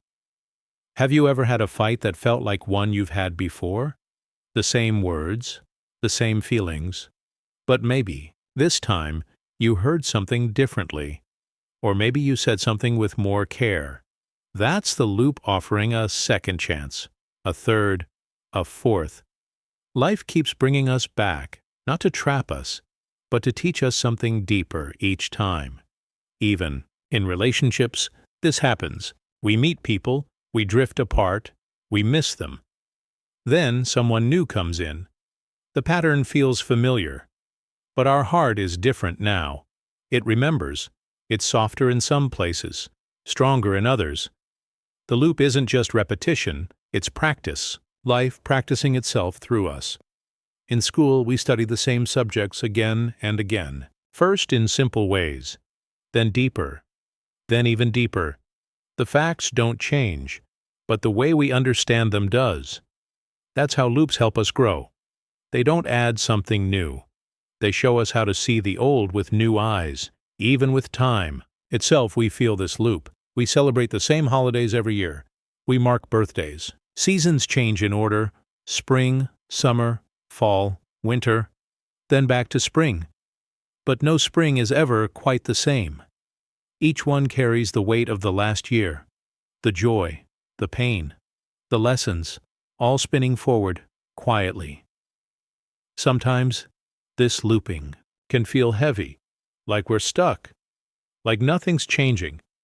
But if we look closer, we can see that small shifts are happening all the time. A thought we couldn't let go of last year now feels lighter. A dream that once felt far away is now closer. A fear that held us back has softened. Time loops, yes, but it doesn't trap. It moves like a spiral, returning to the same point, but on a higher level. Even in technology, we see loops, updates, versions, patterns, algorithms. It's all repeating, but improving, learning from each cycle. Our minds do the same. We repeat thoughts. But over time they evolve. We start to see things we couldn't before. Sometimes we find peace in an old memory that once brought pain, not because the memory changed, but because we did. This loop of time also connects to something deeper, a spiritual quiet, the idea that we're not racing forward in a straight line, but gently circling closer to who we are meant to be. Each moment brings us back to ourselves, again and again, until we begin to understand. So when life feels repetitive, maybe it's not pointless, maybe it's sacred, maybe it's the universe giving us another look, another moment to notice something, to try again, to love more deeply, to rest more fully, to be more honest. These loops are not punishments. They are gifts in disguise. Have you ever had a dream that kept returning? Or a song that comes back into your life just when you need it? These are soft reminders, gentle nudges, the loop saying, "You're not done learning from this yet." And that's okay. Learning takes time. Healing takes time. We need the loops, so when you feel like you're walking in circles, pause. Breathe. Look around. This may be the same place you've been before, but you are not the same. That alone changes everything. If this idea has ever touched you, if you've ever felt the quiet mystery of repeating moments that somehow still feel brand new, leave a comment. Let us know where you're listening from. These shared moments, across time and place, help us feel connected. And if you enjoy these soft reflections, if they help you relax or think more deeply, consider liking this video or subscribing. We'll continue this gentle journey together, through the loops, the pauses, and the quiet steps forward, because even when time circles back, you are always moving, always growing, always becoming something new. Consciousness gap. Have you ever tried to catch your own mind in the act of thinking? Like reaching out to grab a shadow that disappears the moment you notice it. You know your thoughts are there. You feel them, hear them, live inside them. But the second you try to turn around and look at the one who is thinking, it slips away, almost like your mind can think anything except truly catch itself. Have you ever felt this strange gap? That quiet space between who you are and the one who knows you're thinking? If you have, tell us in the comments, and feel free to share where you're watching from. It's calming to know that even this mystery is something we all experience in different corners of the world. It's odd, isn't it? We experience everything through our minds. Sight, sound, pain, joy. But we can't directly experience the mind itself. It's like having a flashlight you can shine on everything around you, except the hand that holds the flashlight. You know, it's there, but you can't quite see it. Think about a time when you were really caught in thought. Maybe you were remembering something, or worrying about the future, or solving a problem. In that moment you felt fully in your mind. But did you notice your mind working? Or were you just lost inside the process? Now think of the moment you became aware of the thought. There's a tiny shift there, a pause, like waking up inside your own thinking, but just as quickly, it fades again. This is the consciousness gap, the space between being aware and being aware of your awareness. We live inside this gap every day. We act, we think, we decide, but the one doing all that feels out of reach. Simple. Things show us this, like trying to meditate. You sit still, you focus on your breath, but soon thoughts start drifting in, you chase them. Then you notice you're chasing them. That noticing is a moment of awareness, but it's brief, because the mind keeps moving. It's like watching a river from the bank, until you suddenly find yourself floating in it again. Or think of a time you were truly lost in a moment. Maybe watching the rain, or hearing music, or looking at the stars. For a second, the sense of you faded. You weren't thinking about thinking. You were just there, aware. But the moment you realize it, poof, the you comes back. The observer returns, and the gap opens again. Even when we talk to ourselves in our head, we don't fully hear both voices. There's the voice that speaks, and the one that listens. But try to hear both at the same time, and you'll find the moment slips between your fingers. The one who speaks becomes the one who listens, and the listener becomes the speaker. Around and around it goes. Never at the same time. Always dancing, but never still. Why does this matter? Because this tiny gap shapes everything. Our sense of who we are, our emotions, our choices. We often think we're in control. But how can we fully be if we can't even catch the part of us that is choosing? That is feeling. That is thinking. This idea touches something deeper. Not just our minds, but our beliefs. Some people feel this gap is the doorway to something beyond the self, a hint that there's more to life than what we can think or explain. Others see it as a reminder that the mind is just a clever system, not a single self at all. Just layers, like thoughts, built on thoughts. Even science and technology brush against this gap. As we build machines that can think, or at least seem to, we wonder, do they know they are thinking, or are they just running patterns? And if they don't know they are aware, what makes us any different? This question doesn't lead to easy answers, but it opens something quiet and deep. Mental health, too, is shaped by this mystery. Sometimes we feel lost in thought loops, worries, regrets, doubts. We try to escape them, but they keep pulling us back in. Learning to watch those thoughts, without becoming them, is part of healing. It's part of becoming aware of the gap, not to fill it, but to sit with it. To understand that we are not just our thoughts. We are also the space around them. Even language shows us this strange place. We say, I think, but who is the I? Is it the thought? The thinker? The awareness of the thinker? Language points to something, but it can't quite touch. It, like fingers pointing to the moon, but never becoming the moon itself. In relationships, too, the gap plays a role. We try to explain what we feel. We share our minds with others. But we can never fully give them our experience, and they can't give us theirs. There's always a space, a gap. But maybe that gap is where empathy lives, where mystery lives, where wonder begins. Have you ever tried to write down exactly what you're thinking and found that the words never quite match the feeling? That's the consciousness gap again. The truth behind the thought is always a little bigger, a little quieter, a little farther back. So what do we do with this? Maybe nothing. Maybe just notice it.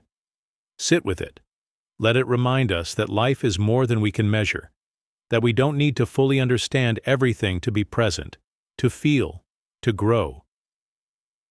When you close your eyes tonight and hear your thoughts start drifting, remember this quiet truth. You are not just the thoughts. You are also the one listening, and the one noticing the listener. You are the space where all of it happens, and that space, even if we can't fully see it, is a part of us too. If this has made you pause or reflect, consider leaving a comment. Have you ever noticed the strange space between your thoughts and your awareness? We'd love to hear. And if these gentle thoughts help you feel calm or curious, you're welcome to like this video or subscribe. We'll keep exploring together, because even in the space we can't fully explain, there's something real, something quiet, something worth returning to again and again. Language limits. Have you ever felt something so deep, so full, that no words could explain it? You wanted to speak it, to share it. But the moment you tried, the feeling slipped away, shrinking under the weight of the words. You said something, close to the truth, but not quite it. And the person listening? They nodded, but maybe they didn't really feel what you felt. Just like that, the moment passed, lost in translation. If you've ever been in a moment like that, you're not alone. Let us know in the comments. Where are you watching from? And have you ever tried to explain something that felt true in your heart, only to find that language couldn't carry it? Words are powerful. They can move us, heal us, bring us together, but they can also limit us. They can trap feelings that were once wild and alive, turning them into small, tidy boxes that don't quite fit. We use them every day. For love, for grief, for joy, for pain.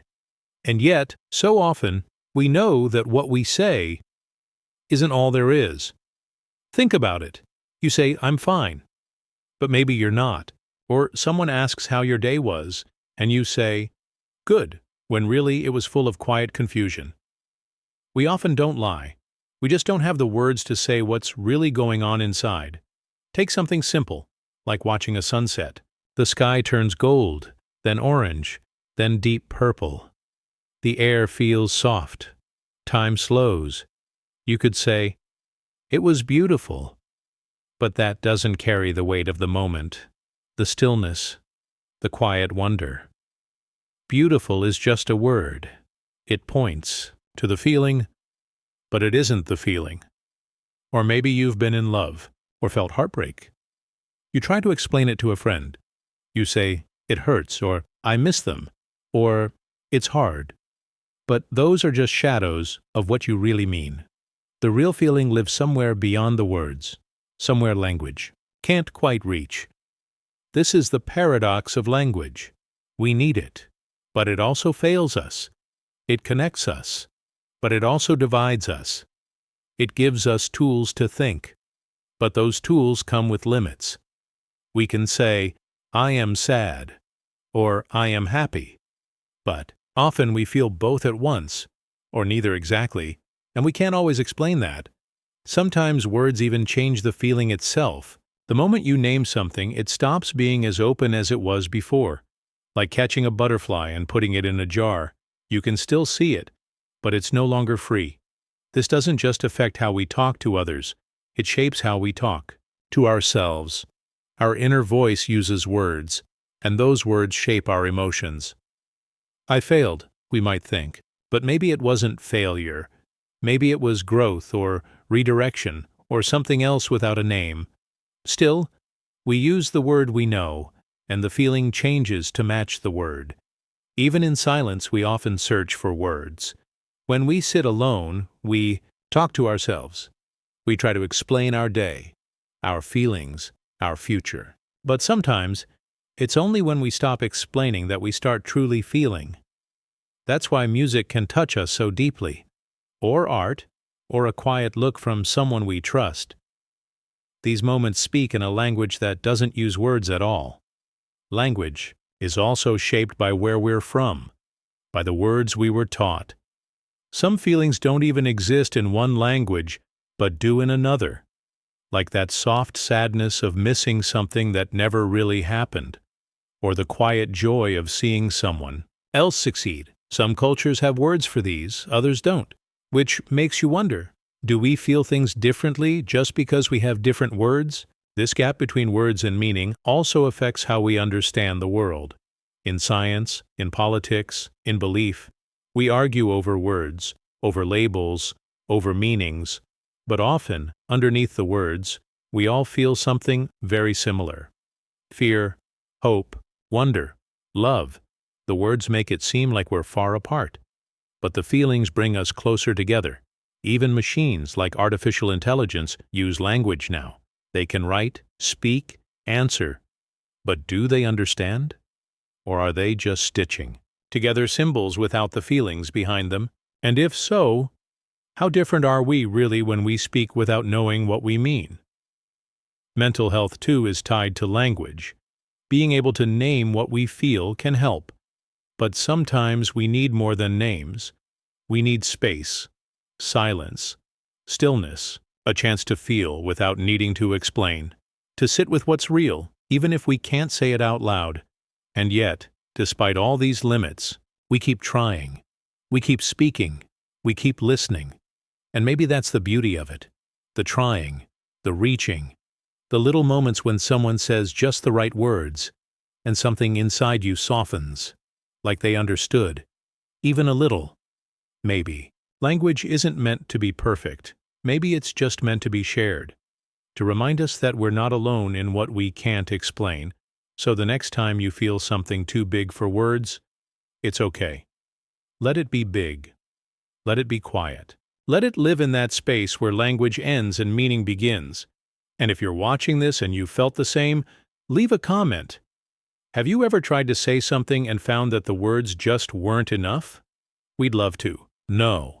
And if this helped you feel seen or heard in some small way, you're welcome to like the video or subscribe. We'll keep exploring these quiet truths together, because even when words fall short, connection doesn't. And sometimes just knowing that someone else understands the silence is more than enough. Existence proof. Imagine waking up one morning and realizing you are absolutely sure of one thing. You exist. It sounds simple, even obvious. But how do you really know? You might say, because I think, therefore I am. This famous idea seems clear and true. Yet, the more you think about it, the more mysterious it becomes. Can you truly trust your thinking to prove your existence? What if your thoughts themselves are tricks? This puzzle is the heart of what we call the existence proof paradox. It's a strange and quiet challenge that sits beneath many of our beliefs about who we are and what is real. Think about this. Every moment, your mind is busy with thoughts. You worry about work, remember a conversation, imagine the future, or simply watch the rain fall outside your window. When you say, I am thinking, you assume that because thoughts happen, there must be a thinker.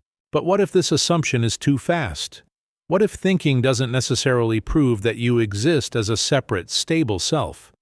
Sometimes our thoughts feel so real that they make us certain, but sometimes thoughts can confuse us, like dreams or illusions. Have you ever had a day when you doubted yourself? Maybe you forgot something important or felt like you were not yourself. In those moments, you might have asked, am I really here? Am I real? It sounds strange to wonder this, but it happens to many people. These moments are simple examples of the paradox at work in everyday life. The proof of your existence seems obvious, yet it hides behind a veil of uncertainty. Now let's bring this closer to a common situation. Imagine you are preparing for an exam. You tell yourself, I am thinking this through, so I exist. But as stress rises, your mind fills with worries and doubts. Your thoughts become noisy and confusing. Does your mind's noise mean you are less real, or does it mean your existence is unstable? The paradox shows here. Your thinking is proof of you, but your thinking can also deceive you. This paradox also touches something deeper, the way we understand reality and ourselves through language. When you say, I exist, you use words to describe something that is difficult to catch. Your mind builds a story with words, and you believe the story is true. But the story might not match the full truth of your being. Language is a tool, but it can create puzzles too. The more you try to explain existence with words, the more questions appear. This is not just a puzzle for philosophers. It affects how you see yourself every day. What about belief? Many people believe in a clear self inside, like a solid core that never changes. But the existence proof paradox asks if this belief is certain. When you watch your thoughts, you might notice they come and go, like clouds in the sky. The self seems to be a moving cloud, not a fixed rock. This can feel unsettling or freeing, depending on how you look at it. The paradox invites you to explore your own experience, to question what you really know about yourself. The paradox also connects with mental health. Sometimes people feel lost or disconnected from themselves. They might struggle with anxiety or depression, feeling like their thoughts trap them or hide who they are. The idea that thinking proves existence can feel empty when thoughts are painful or confusing. Understanding the paradox gently can offer a new way to see these feelings, not as failures, but as part of the mystery of existence. This understanding can bring calm, like a quiet breath in a noisy room. Even beyond our own minds, this paradox touches on the future of technology. Artificial intelligence tries to think like humans. But can machines ever truly exist the way we do? They process data and make decisions, but do they have a self? The paradox of existence proof reminds us that thinking alone might not be enough to claim real existence. This question is still open, and it invites wonder about what it means to be alive or real. So, here you are, listening or reading this, thinking about thinking. This simple action proves something powerful. You exist in this moment, at least as an experience. But the proof is not a solid fact like a stone. It is a gentle invitation to explore, to be curious, and to accept mystery. Sometimes, the most certain things are also the most mysterious. Have you ever felt this? That quiet, strong knowing you are here, but also a doubt that something might be different from what you expect. If so, share your experience or your thoughts about where you are right now. It helps build a community of people who wonder and question together. You are not alone in this. If this gentle paradox made you pause or think, please like and share your thoughts in the comments below. Subscribing helps bring more moments like this, quiet, thoughtful, and simple to your day. Now, take a slow breath and feel the calm of just being here. Existence is proof enough, even when it puzzles us. Observer effect. Imagine you are watching a small bird outside your window. You notice how it moves, how it pecks at the ground, how it looks around. Now here's a strange thought.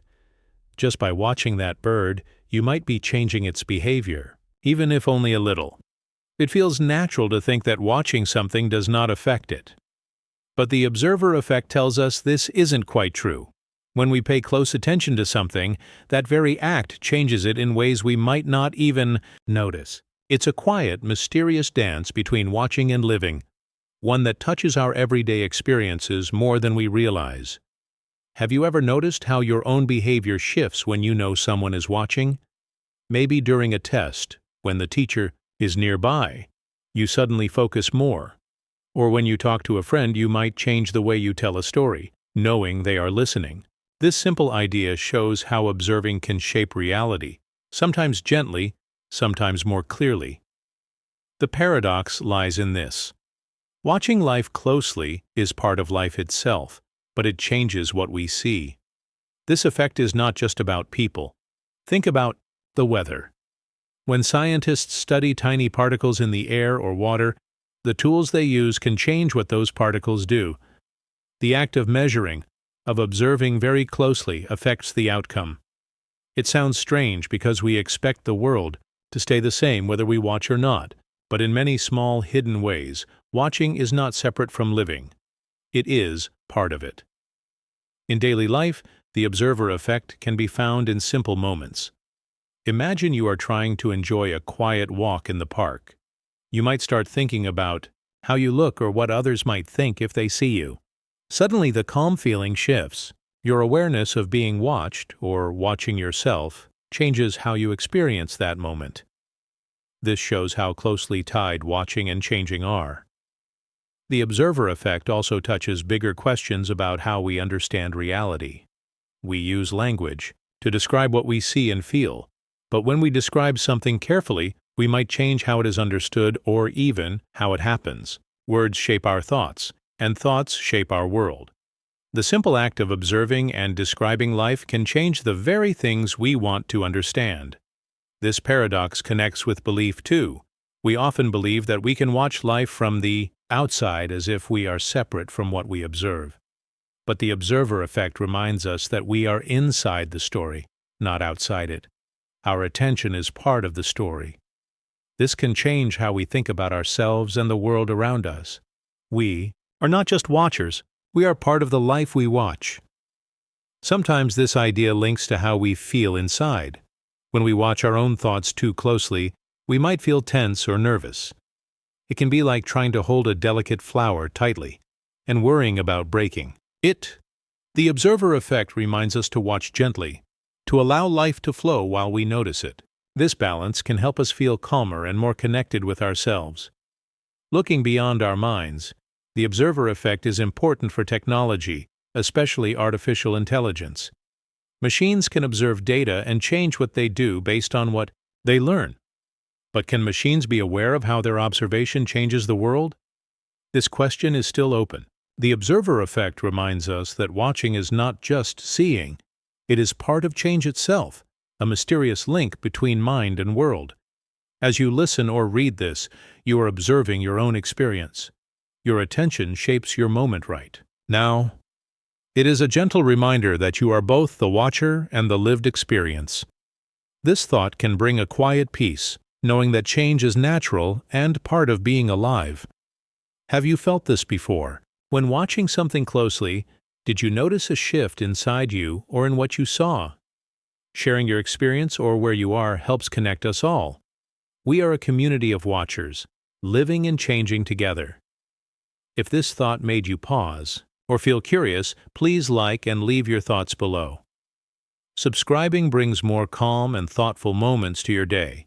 Now, take a slow breath and gently watch yourself breathe. You are here, watching life change as it happens.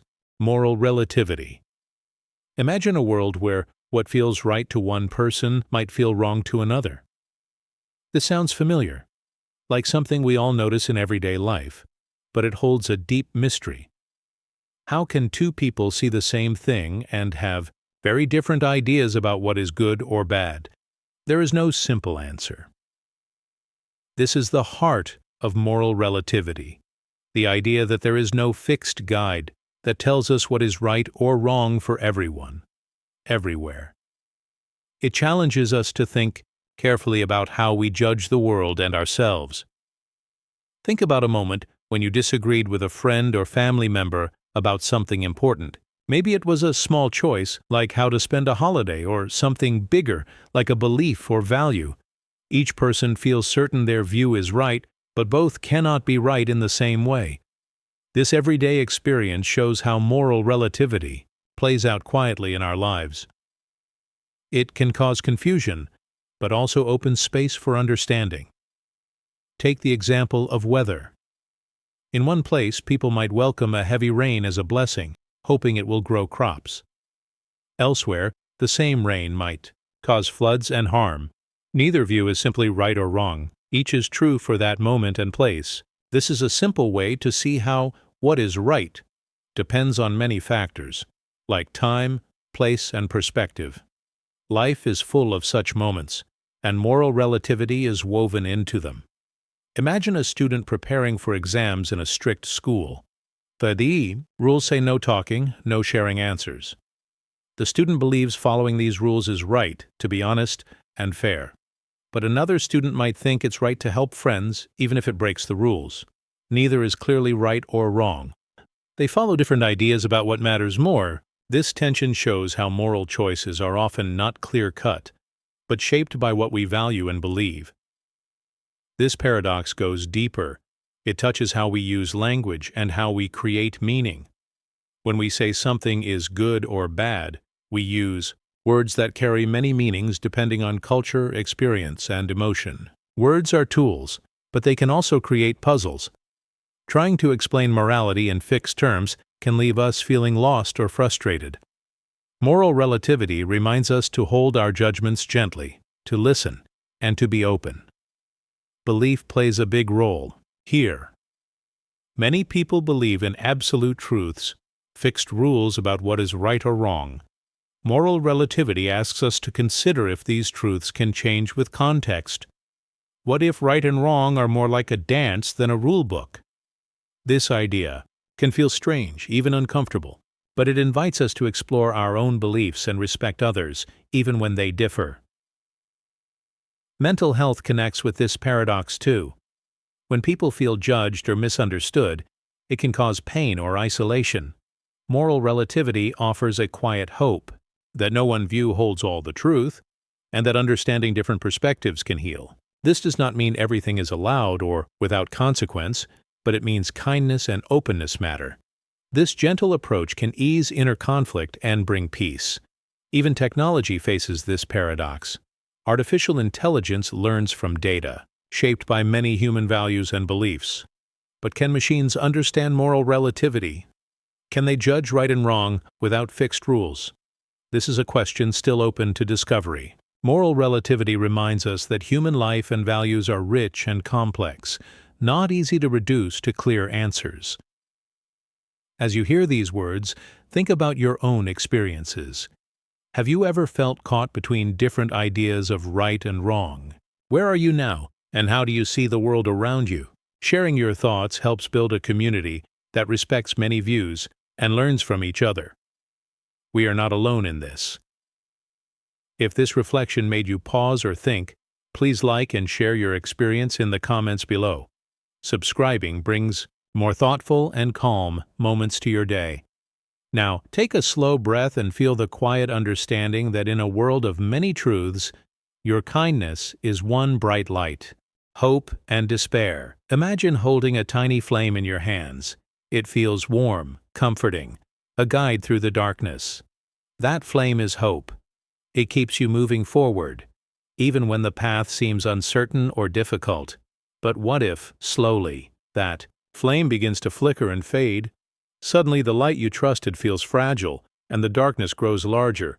This is a feeling many of us know deep inside. The paradox of hope and despair is that sometimes holding on too tightly to hope can make the pain of losing it even worse. It is a quiet struggle that touches every heart. Have you ever hoped for something for a long time? Maybe waiting for good news, a change, or a dream to come true. That hope gives strength, but it can also create a tension inside. Each day you hold on, you build your life around the idea that things will get better. But what happens when the hope doesn't come? The waiting, the hoping, can deepen the sadness and make the despair feel heavier than before. This experience is something almost everyone shares, no matter where they live or who they are. Perhaps you have seen it in a friend who waited for a job offer that never arrived. Or maybe you have felt it yourself when hoping for health or healing. Hope is like a double-edged sword. It can lift us, but it can also hurt us when it fades away. This is the paradox we live with. Hope can be both our greatest strength and our deepest challenge. Think about a simple example like the weather. Imagine a farmer waiting for rain during a dry season. Each day, the hope for rain keeps the farmer working, preparing the soil, and dreaming of a good harvest. But if the rain doesn't come, the longer the waiting lasts, the greater the despair. The hope that once brought comfort now feels like a weight. The farmer's story is not just about weather, it's about how hope and despair move together, like two sides of the same coin. Or consider a student preparing for an important exam. The hope to pass, to succeed, fills their days with effort and study. That hope drives focus and motivation, but if the results are disappointing, the despair can feel sharper because of how much hope was invested. The paradox shows itself in simple moments like these. Holding hope is natural, but it is not always easy to balance. Relationships carry this paradox too. We hope for love, for connection, for understanding. When these hopes are not met, the pain can feel deep. Clinging tightly to hope can sometimes make it harder to accept reality, to heal, or to move on. Yet letting go too soon might feel like giving up. This delicate balance between holding on and letting go is part of the human experience. This paradox also reaches into how we think and speak about life. Language often tries to keep hope alive, with words of encouragement, promises, or dreams. But sometimes, these words can build expectations that increase despair if they are not fulfilled. The way we use language matters deeply. It shapes how we experience hope and how we cope with loss. The paradox reminds us to speak gently, to hold space for both hope and sadness. Belief is another place where hope and despair meet. Many beliefs teach us to hold hope as a way to endure hardship. This can bring comfort and resilience, but belief can also create pressure to keep hoping no matter what, to avoid despair at all costs. This pressure can make the despair feel like failure. Understanding the paradox helps us be kinder to ourselves and others, knowing that both hope and despair are natural parts of life. Mental health is deeply connected to this paradox. When hope fades, despair can grow into feelings of loneliness, anxiety, or depression. But holding hope too tightly can also make it harder to face difficult emotions or seek help. The paradox teaches us to find balance, to nurture hope gently, while accepting feelings of despair with kindness. This gentle balance can bring healing and peace over time. Even in the world of technology, the paradox shows itself. Artificial intelligence learns from human emotions, data, and experiences. It can analyze patterns of hope and despair, but can it understand the deep human feeling of holding on and letting go? This question reminds us that hope and despair are more than ideas. They are lived experiences that shape our hearts and minds. As you listen now, think about your own experiences with hope and despair. Maybe there is a hope you have held tightly, or a despair that feels close. Where are you today in this dance between light and shadow? Sharing your story, or simply your location, helps build a community of understanding. We are not alone in this. If this reflection touched you, please like and share your thoughts below. Subscribing brings more calm, thoughtful moments to your day.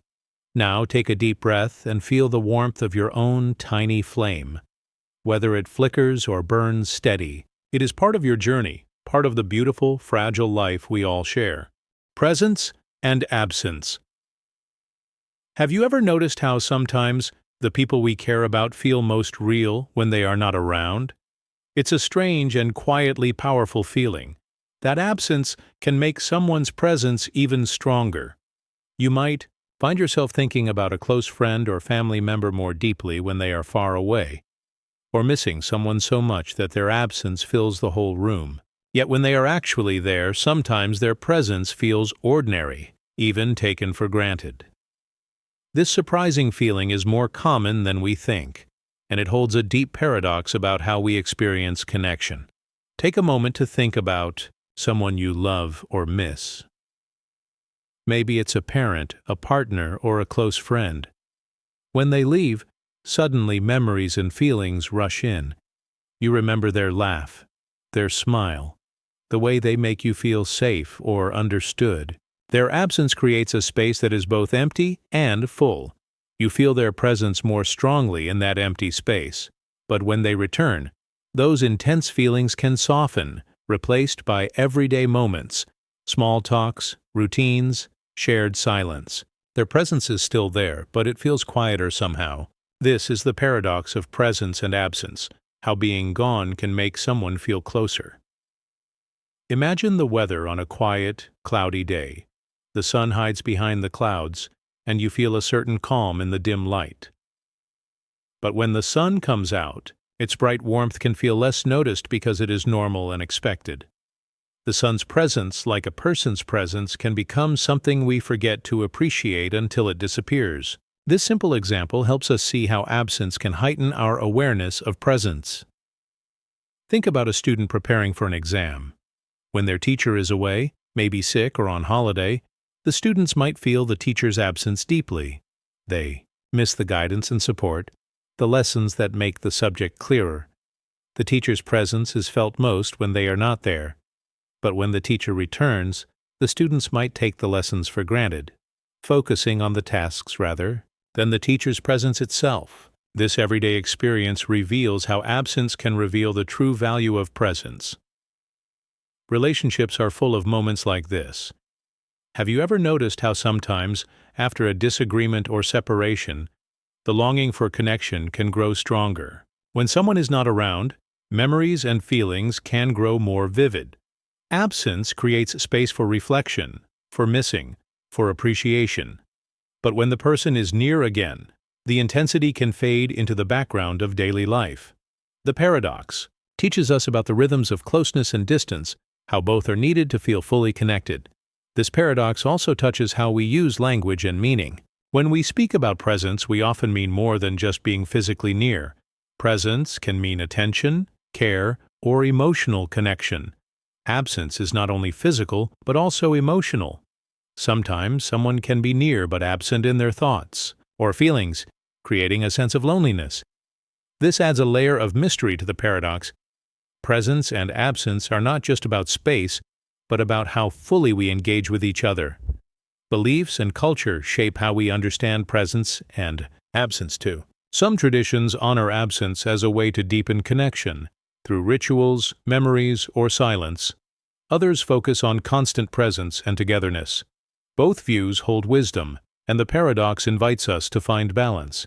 It reminds us that presence is not just about being there, but about being truly present in heart and mind. Mental health is closely connected to this paradox. Feeling absent, even when surrounded by others, can cause deep loneliness or sadness. But absence can also give space to heal, reflect, and grow. Learning to hold presence and absence gently can bring comfort and peace.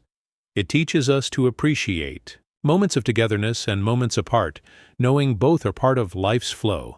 Even in the world of technology, presence and absence show their complexity. Online, people can be present but not fully engaged, or absent but deeply connected through messages or memories. Artificial intelligence interacts with presence differently. It can simulate being present, but can it understand the deep feeling of absence? This question shows how unique human connection truly is. As you listen now, think about your own experience of presence and absence. Who do you feel closer to when they are away? How does their presence change when they return? Sharing your thoughts or where you are from helps us all feel less alone in this mystery. Your story matters here. If this reflection touched you, please like and share your feelings in the comments below. Subscribing brings more calm, thoughtful moments to your day. Now, take a slow breath and notice the quiet presence inside you, a gentle light that is always near even in moments of absence. Empathy barrier. Have you ever tried to really understand someone else's pain, only to find a wall between you? It's a quiet struggle many of us face. We want to connect deeply, to share feelings, and ease the suffering of those we care about. But no matter how hard we try, there seems to be an invisible barrier stopping us from fully feeling what another person feels. This is the paradox of empathy, a yearning to truly know another's pain, yet an unbridgeable distance that keeps us apart. It's a feeling both familiar and mysterious, touching the heart of human connection. Think about a moment when a friend shared a difficult story with you. You listened carefully, offering words of comfort, trying to imagine their experience, but inside, you realize something. No matter how much you want to, you can't truly feel their pain as they do. You can picture it, you can empathize, but the feeling itself remains theirs alone. This experience is something we all know. It shows how close and yet how far we are from fully entering another's inner world. Have you noticed how this paradox plays out in simple everyday life? Imagine a rainy day when you feel gloomy. You tell someone about your sadness and they say, "I understand," or "I've been there." Their words might comfort you, but can they really feel your exact sadness? Probably not.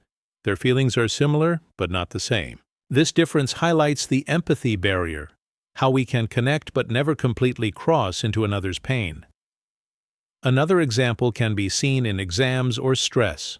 When a student struggles with anxiety, friends and family want to help.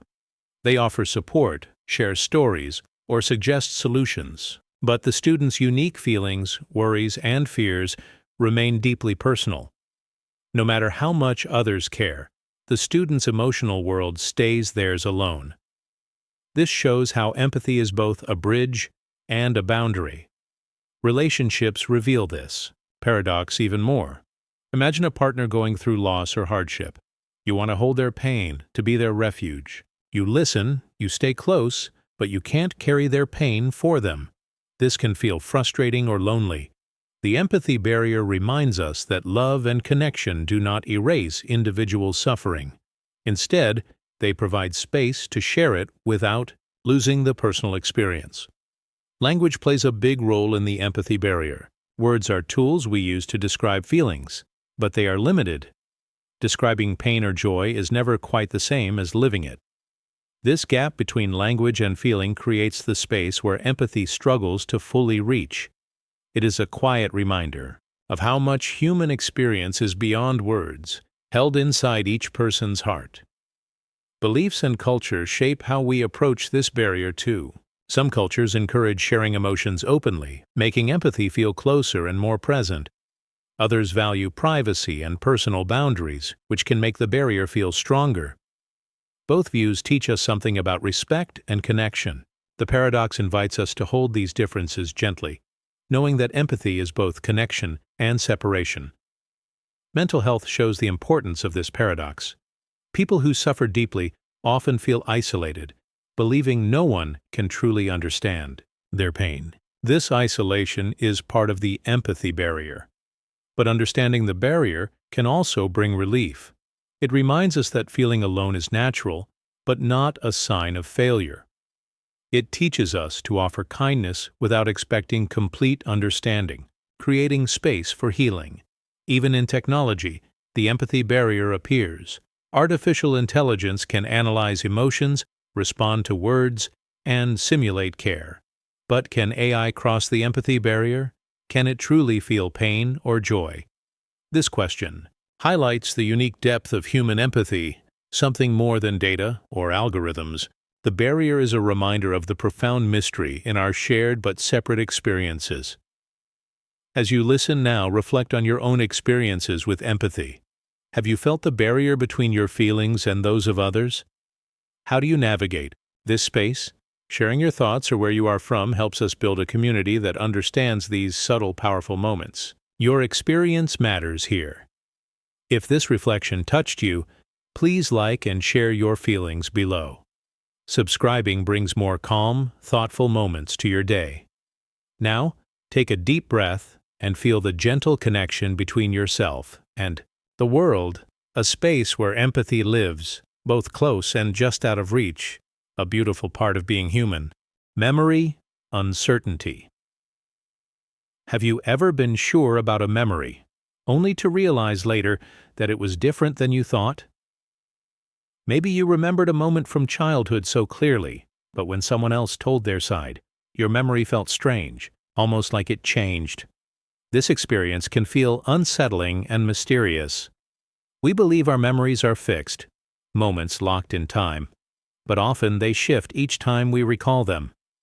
This is the paradox of memory uncertainty. Memories shape who we are, yet they are not perfect snapshots.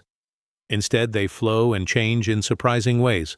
It is a quiet, gentle mystery that touches every part of our lives. Think for a moment about a simple memory, a birthday party, a school day, or a walk in the park. You might picture the colors, the sounds, even smells. But when you share this memory with a friend or family member, their version might be different.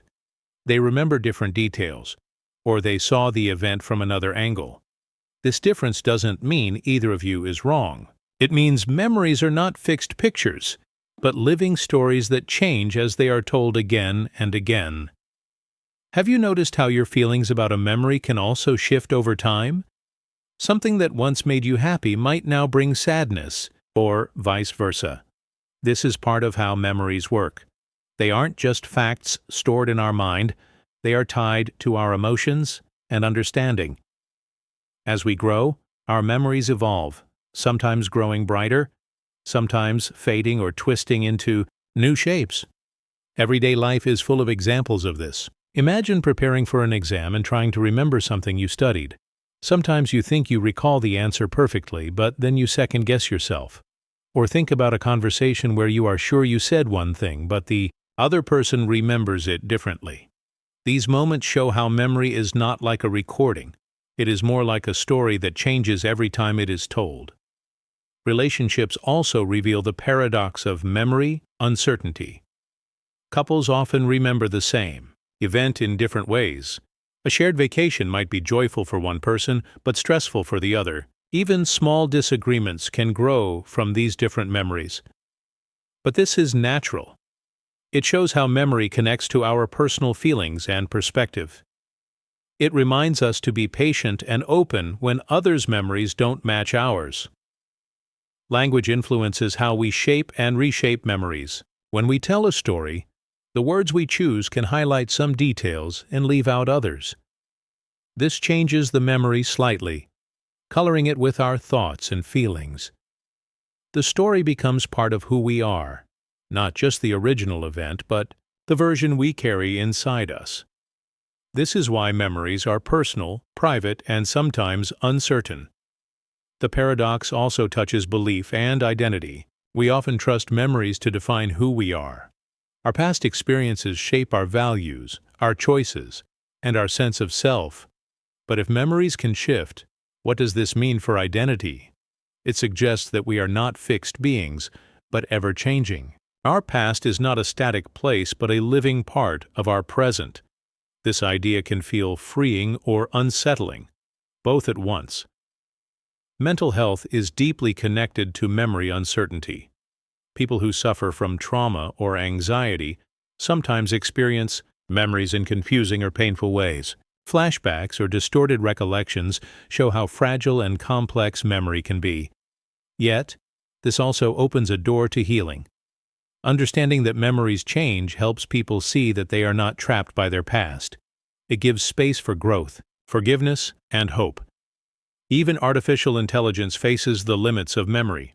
Machines store data and recall facts exactly, but they do not have memories like humans do. They cannot forget, feel, or reshape experiences. This difference reminds us of the unique human nature of memory. Our memories are imperfect, emotional, and deeply personal, qualities that make us who we are. As you listen now, think about your own memories. Are there moments you once believed were true that now feel different? Have you shared memories with others that didn't quite match? Sharing your experiences below helps build a community where memories' mysteries are understood and accepted. Your story matters. If this reflection touched you, please like and share your thoughts in the comments. Subscribing brings more calm, thoughtful moments to your day. Now, breathe slowly and gently, feeling the quiet flow of your memories, always changing, always shaping you, a beautiful paradox of life itself. Future past. Have you ever noticed how your memories of the past change, depending on what you hope for in the future? It's strange to think about. The idea that the dreams and plans we have for tomorrow can actually reshape the way we remember yesterday. This is a quiet but powerful paradox we all live with. Our past is not fixed in stone. Instead, it dances with our future hopes and fears, making every memory a living thing that shifts with time. This can feel mysterious and sometimes a little unsettling, yet it also connects us deeply to the way we experience life, full of meaning, change, and endless possibility. Maybe you've had a day when you remembered something happy from your childhood, but after a big change in your life, that memory felt different. Or you thought back on a time with friends, and suddenly it seemed brighter or sadder than before. This happens because our mind is not a perfect recorder. Instead, it weaves together memories and future dreams, mixing them like colors on a canvas. Our past is influenced by what we expect or wish for in the future, making memory a bridge between who we were and who we hope to be. Think about simple everyday moments. Imagine planning a trip, feeling excited about what's to come. Suddenly, a past vacation you had seems more joyful, or maybe more distant. Or consider studying for an exam while recalling how you succeeded before. Your hope to do well tomorrow changes how you see those earlier moments, maybe making them feel more inspiring or hopeful. Even in relationships, this happens. When you look forward to meeting someone again, past meetings glow with a softer light in your mind. This paradox of future shaping past connects to something deep inside us. Our need to find meaning and hope. We don't just remember events, we interpret them through the lens of our current feelings and future desires. This makes memories more than facts. They become stories we tell ourselves about life. Sometimes these stories comfort us, sometimes they challenge us, but they always help us stay connected to ourselves. The way language works with this paradox is interesting too. When we talk about past events, we often do so with future ideas in mind. Saying, "I will never forget," or "that moment changed my life," links the past and the future in a single thought. Our words shape memories, just like memories shape our words. This back and forth reminds us that time in the mind is not linear. It flows in circles, looping between what has been and what might be. This idea also touches belief and identity. Our personal history is part of who we are, but it's a history that grows and changes with every day. The future we imagine colors how we see ourselves and our past. When people struggle with their sense of self, they often feel stuck in past moments that seem fixed. But remembering that the future affects the past can open a door to new understanding.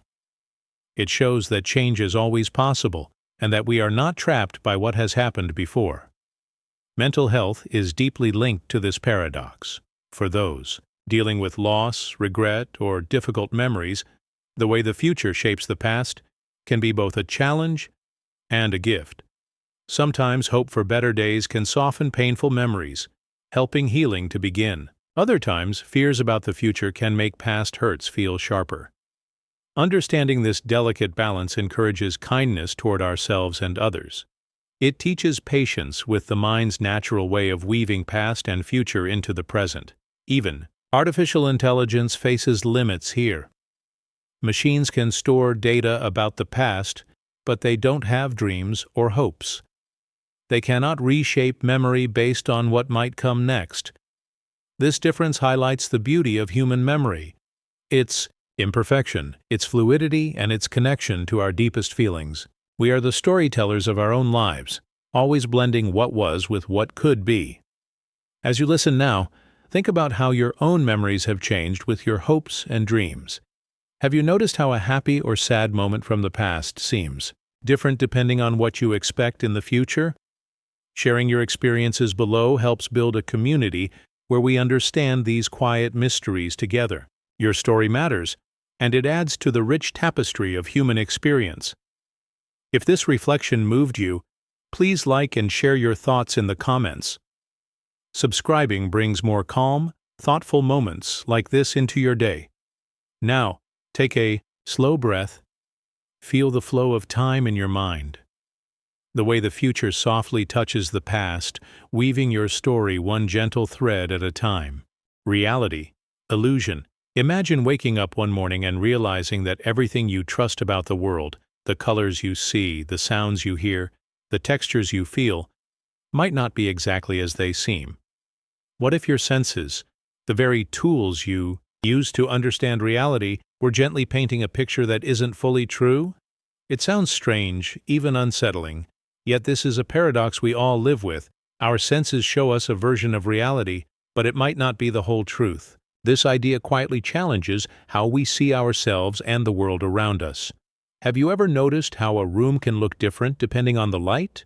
Or how a song can sound one way through headphones and another way on speakers? These everyday experiences remind us that what we perceive is not always exact. Our eyes and ears do a wonderful job, but they work with limits. Sometimes they fill in gaps or smooth over details to help us make sense of what's happening. This means that the world we experience is a kind of illusion, made real to us, but shaped by our senses. Think about the weather. On a foggy morning, things seem blurry and distant. Yet the fog isn't a trick, it's part of reality. Still, our eyes cannot see clearly. Or during a bright sunny day, colors pop in ways they might not in dim light. These changes remind us that perception depends on conditions and perspective. Our senses adapt and interpret, but they don't always show the full picture.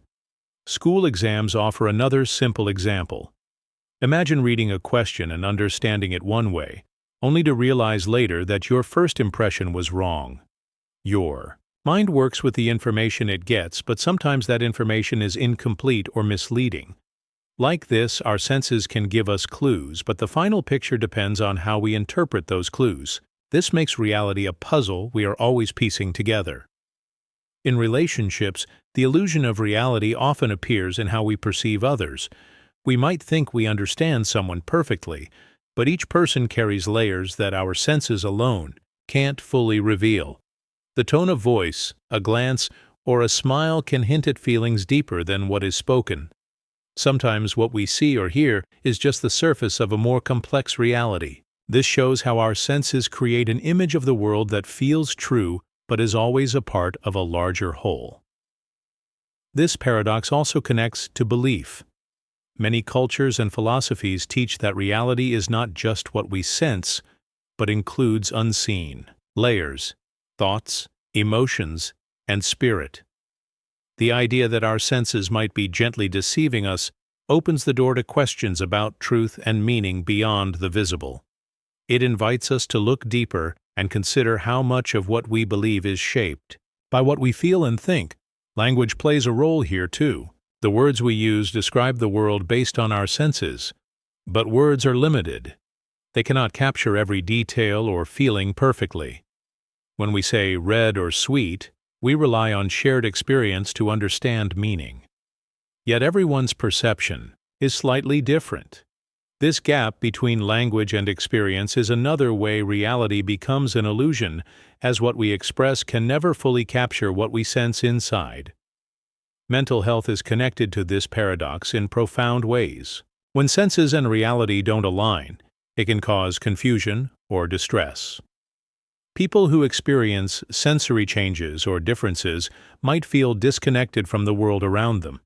But understanding that reality is flexible and partly shaped by perception can offer comfort. It reminds us that everyone's experience is unique, and that reality is not a fixed point, but a flow shaped by many forces.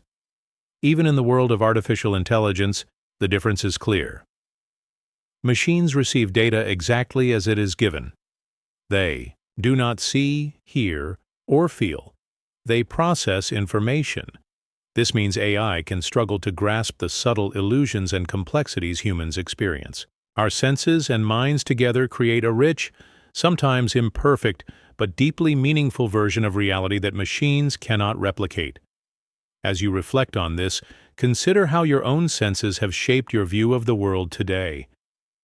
Have you noticed moments when what you saw or heard didn't match what others experienced? Sharing your stories below helps build a community where we explore these quiet mysteries together. Your perspective is part of a larger human tapestry that makes life rich and endlessly interesting. If this thought inspired you, please like and share your experiences in the comments. Subscribing brings more calm, thoughtful moments like this into your day. Now take a deep breath and gently open your eyes to the world around you, knowing that the reality you see is a beautiful and delicate illusion. One that connects you to all the wonder and mystery of being alive. Solitude. Echo.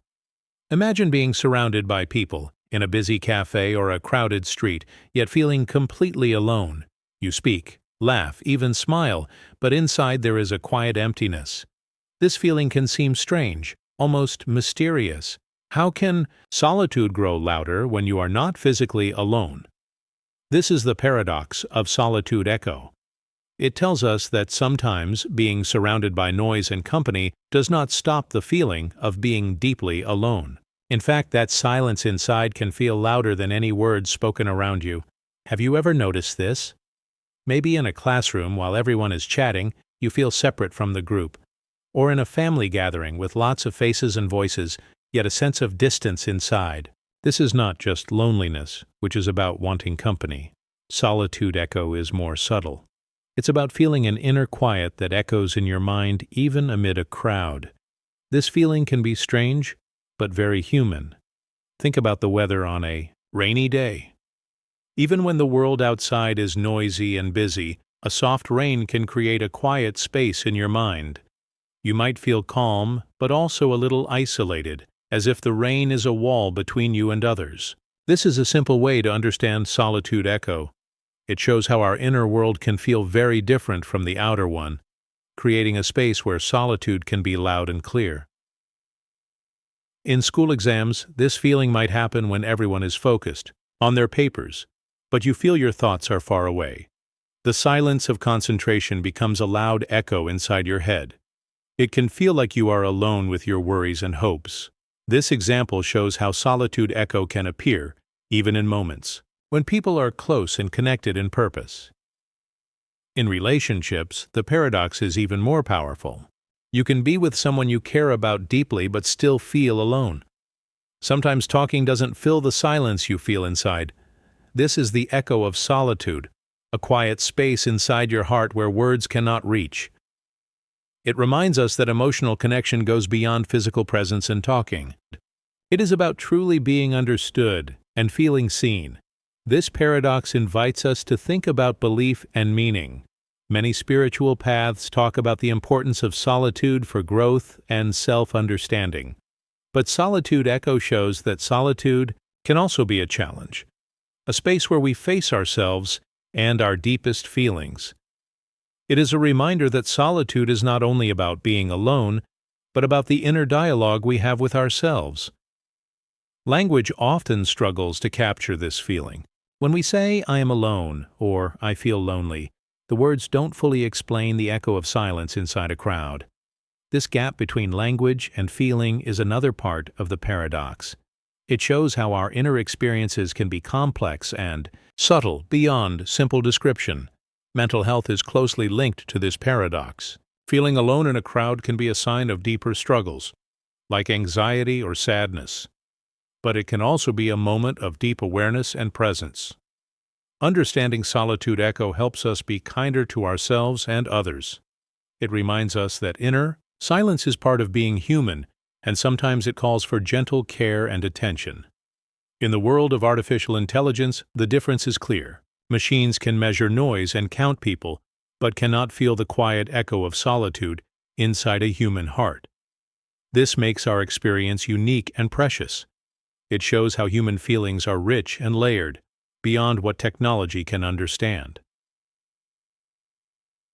As you listen to these words, think about your own moments of solitude. Echo. Have you ever felt alone in a crowd? What helped you find peace in that silence?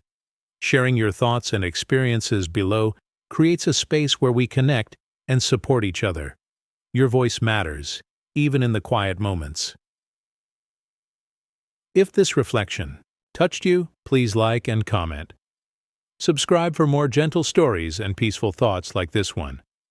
Now take a slow breath, feel the quiet around you, and remember that solitude is a part of life's beautiful and mysterious rhythm. It is a space where you can meet yourself and find calm amidst the noise. Identity split. Have you ever felt like you are more than one person inside your own mind? Like different parts of you want different things, or think in very different ways? It can feel confusing, almost like living with several versions of yourself at once. This is the strange and fascinating experience of identity split. It is the idea that inside each of us, there isn't just one simple I, but many yous, each with its own truth, feelings, and beliefs.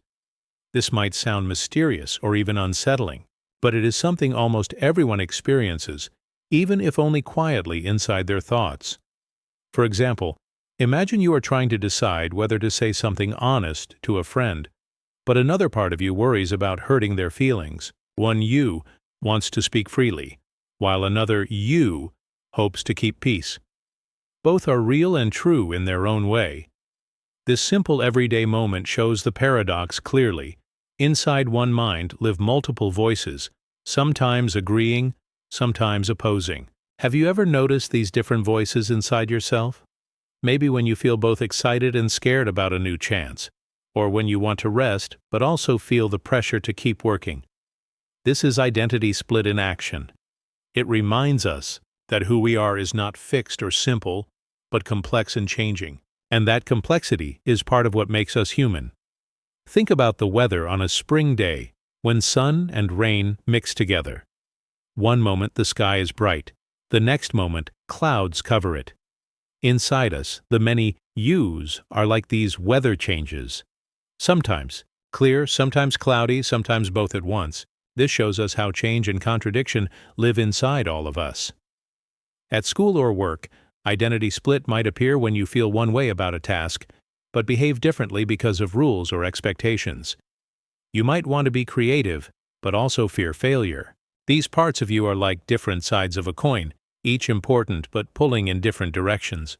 This simple example helps us understand the everyday reality of having many selves inside. In relationships, This paradox often becomes very clear. You can feel love and frustration at the same time, or want to be close yet need space. These different yous inside your mind guide your feelings and actions. They show how complicated emotions are, and how many truths can live in one heart. This paradox touches deep questions about belief and meaning.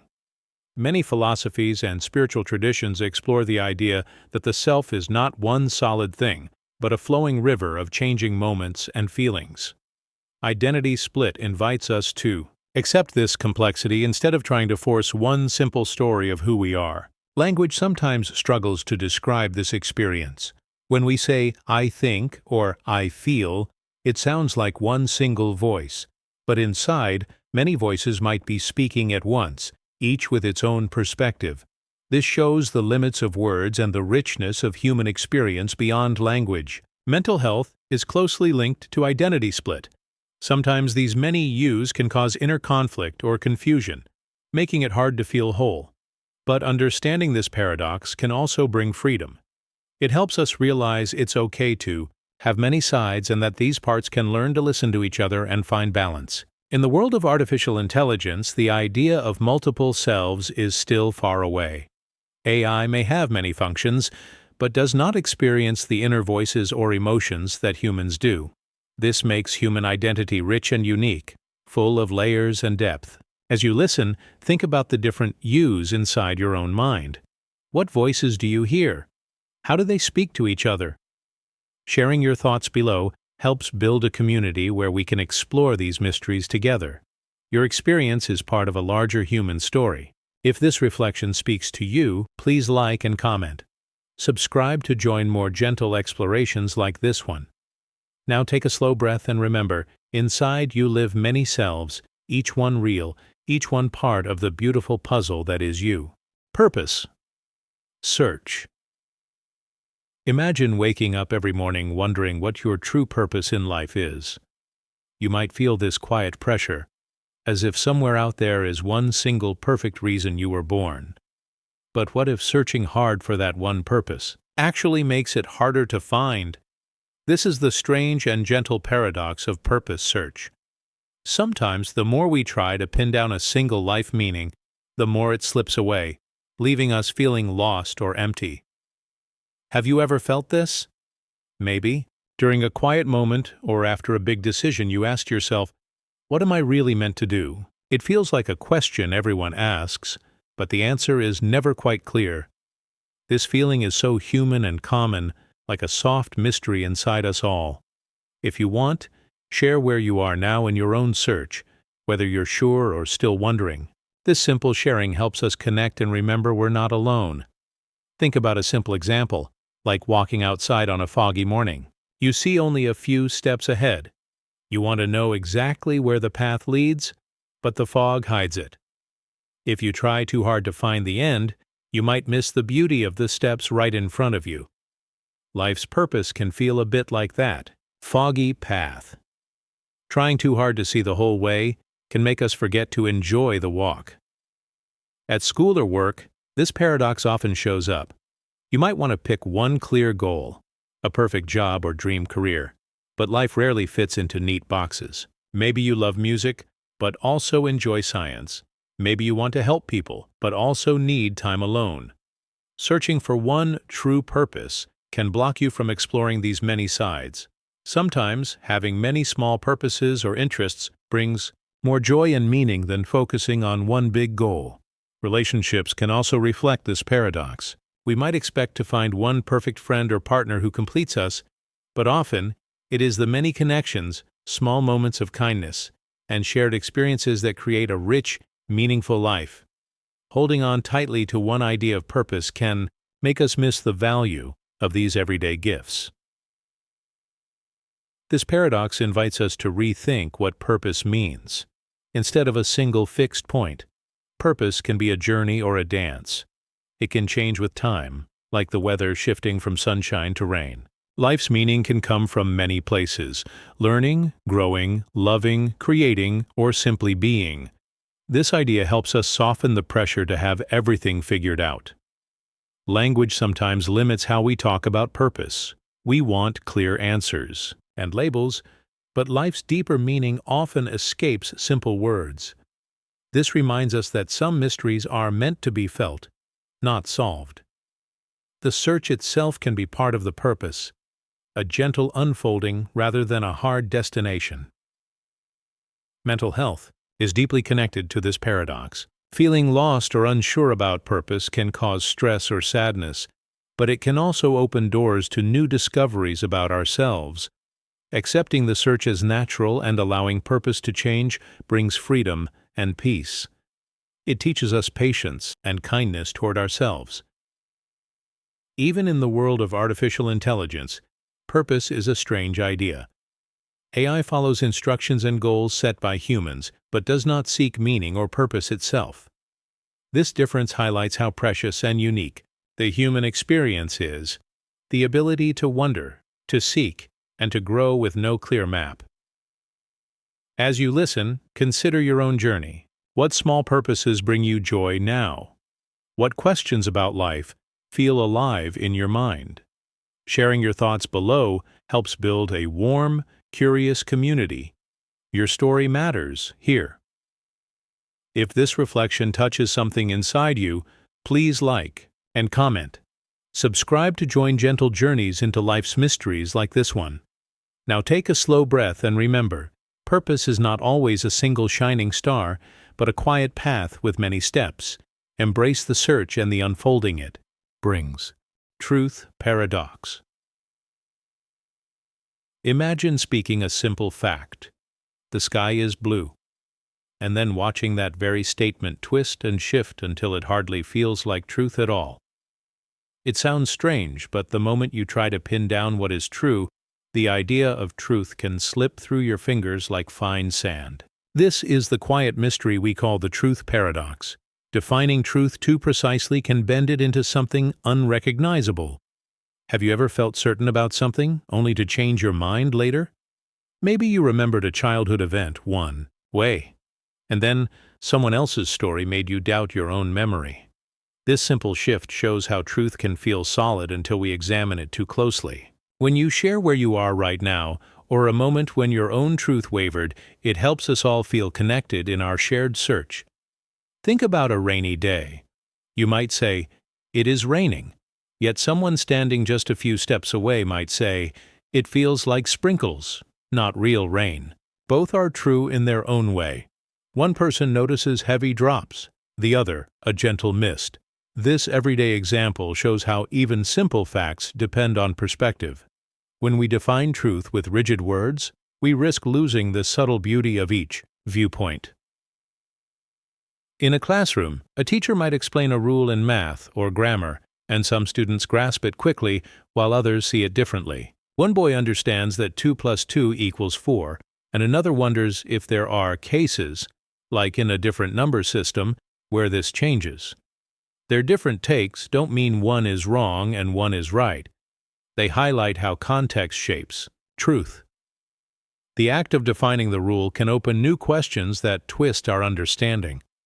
In relationships, the truth paradox appears when we talk about feelings. One partner might say, "I feel loved when you hold my hand," while another says, "I feel loved when you listen to me." Each statement feels true, yet they point in different directions. Trying to define love in one simple phrase can leave out what matters most to each person. This shows how truth in human hearts is rich, personal, and sometimes beyond neat definitions. Language itself adds to the mystery. Words are our tools for sharing truth, but they carry many shades of meaning. When you say, "I'm sorry," it might mean regret, empathy, or a wish to fix something. Defining sorry in one way can twist its power and leave out what you really feel. This gentle puzzle of words reminds us that truth lives in the space between what is said and what is felt. Belief touches this paradox deeply. Every culture, faith, or philosophy holds its own truths. When we try to define one universal truth, we collide with diverse views that all feel real to those who believe them. This clash can cause tension or inspire dialogue. The truth paradox invites us to hold our beliefs gently, recognizing that defining one truth can shadow others. Our mental world is shaped by how we see truth too. When we believe a negative thought about ourselves, like, I am not good enough, that thought becomes our truth. But when we question it, is this always true? We often find exceptions that reshape our sense of self. This process shows how personal truths evolve when we examine them with kindness and curiosity. Even artificial intelligence faces the truth paradox. AI systems sort data and produce answers, but they rely on definitions made by humans. When we ask a machine for the truth, it returns what its programming defines as truth. The moment we expand or change that definition, the machine's answer shifts. This reminds us that truth in technology, like in our minds, depends on how we define it. As you consider this paradox, think about a time when your own truth felt clear, then wavered. Where are you now? And how does your perspective shape what you believe? Share your thoughts or your location in the comments to build our community of gentle explorers. If this reflection made you pause, please like and leave your experience below. Subscribing brings more calm, thoughtful moments into your day. Now, take a slow breath and feel the freedom that comes from knowing truth is not a rigid line, but a living, shifting path that invites wonder at every turn. Ultimate question. Imagine finally finding the answer you've been chasing for so long, only to discover that this answer opens up 10 more questions you never even knew you had. It feels like climbing a mountain, reaching the peak, and realizing there are endless higher peaks on the horizon. This sense of wonder mixed with surprise is the heart of the ultimate question paradox.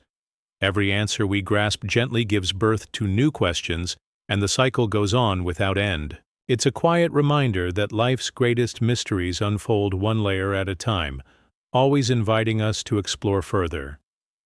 Have you ever felt that moment when understanding something clear suddenly leaves you hungry for more? Maybe you solved a puzzle or learned a fact, and instead of feeling complete, you felt even more curious. Share that moment or tell me where you are right now. Whether you solved a riddle by a lakeside or read a surprising fact on a quiet evening, hearing your thoughts helps us build a community of explorers who embrace life's endless questions. Before we dive deeper, please like this video, leave your comment below, and subscribe for more calm journeys through the mind. Think about the weather on a warm spring day.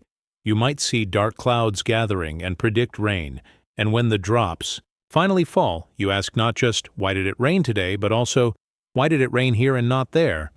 Or, what makes these clouds form in the first place? Each answer about humidity, air pressure, or wind patterns opens new questions about the Earth's water cycle and the stars above. Even a simple forecast becomes a door to vast mysteries waiting to be explored. Or consider a student answering a question in an exam. They write down the correct formula for gravity, breathe a sigh of relief, and then wonder, how did scientists discover this formula? Or, what if gravity worked differently on other planets? That single answer, meant to close the chapter, becomes the starting point of a much larger story. It shows us how learning is not a finish line but a winding path where every step reveals exciting new directions. In our relationships, too, the ultimate question appears. You might ask a friend, why did you choose to stay?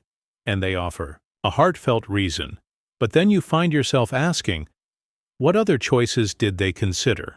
Or, how did past experiences shape this decision?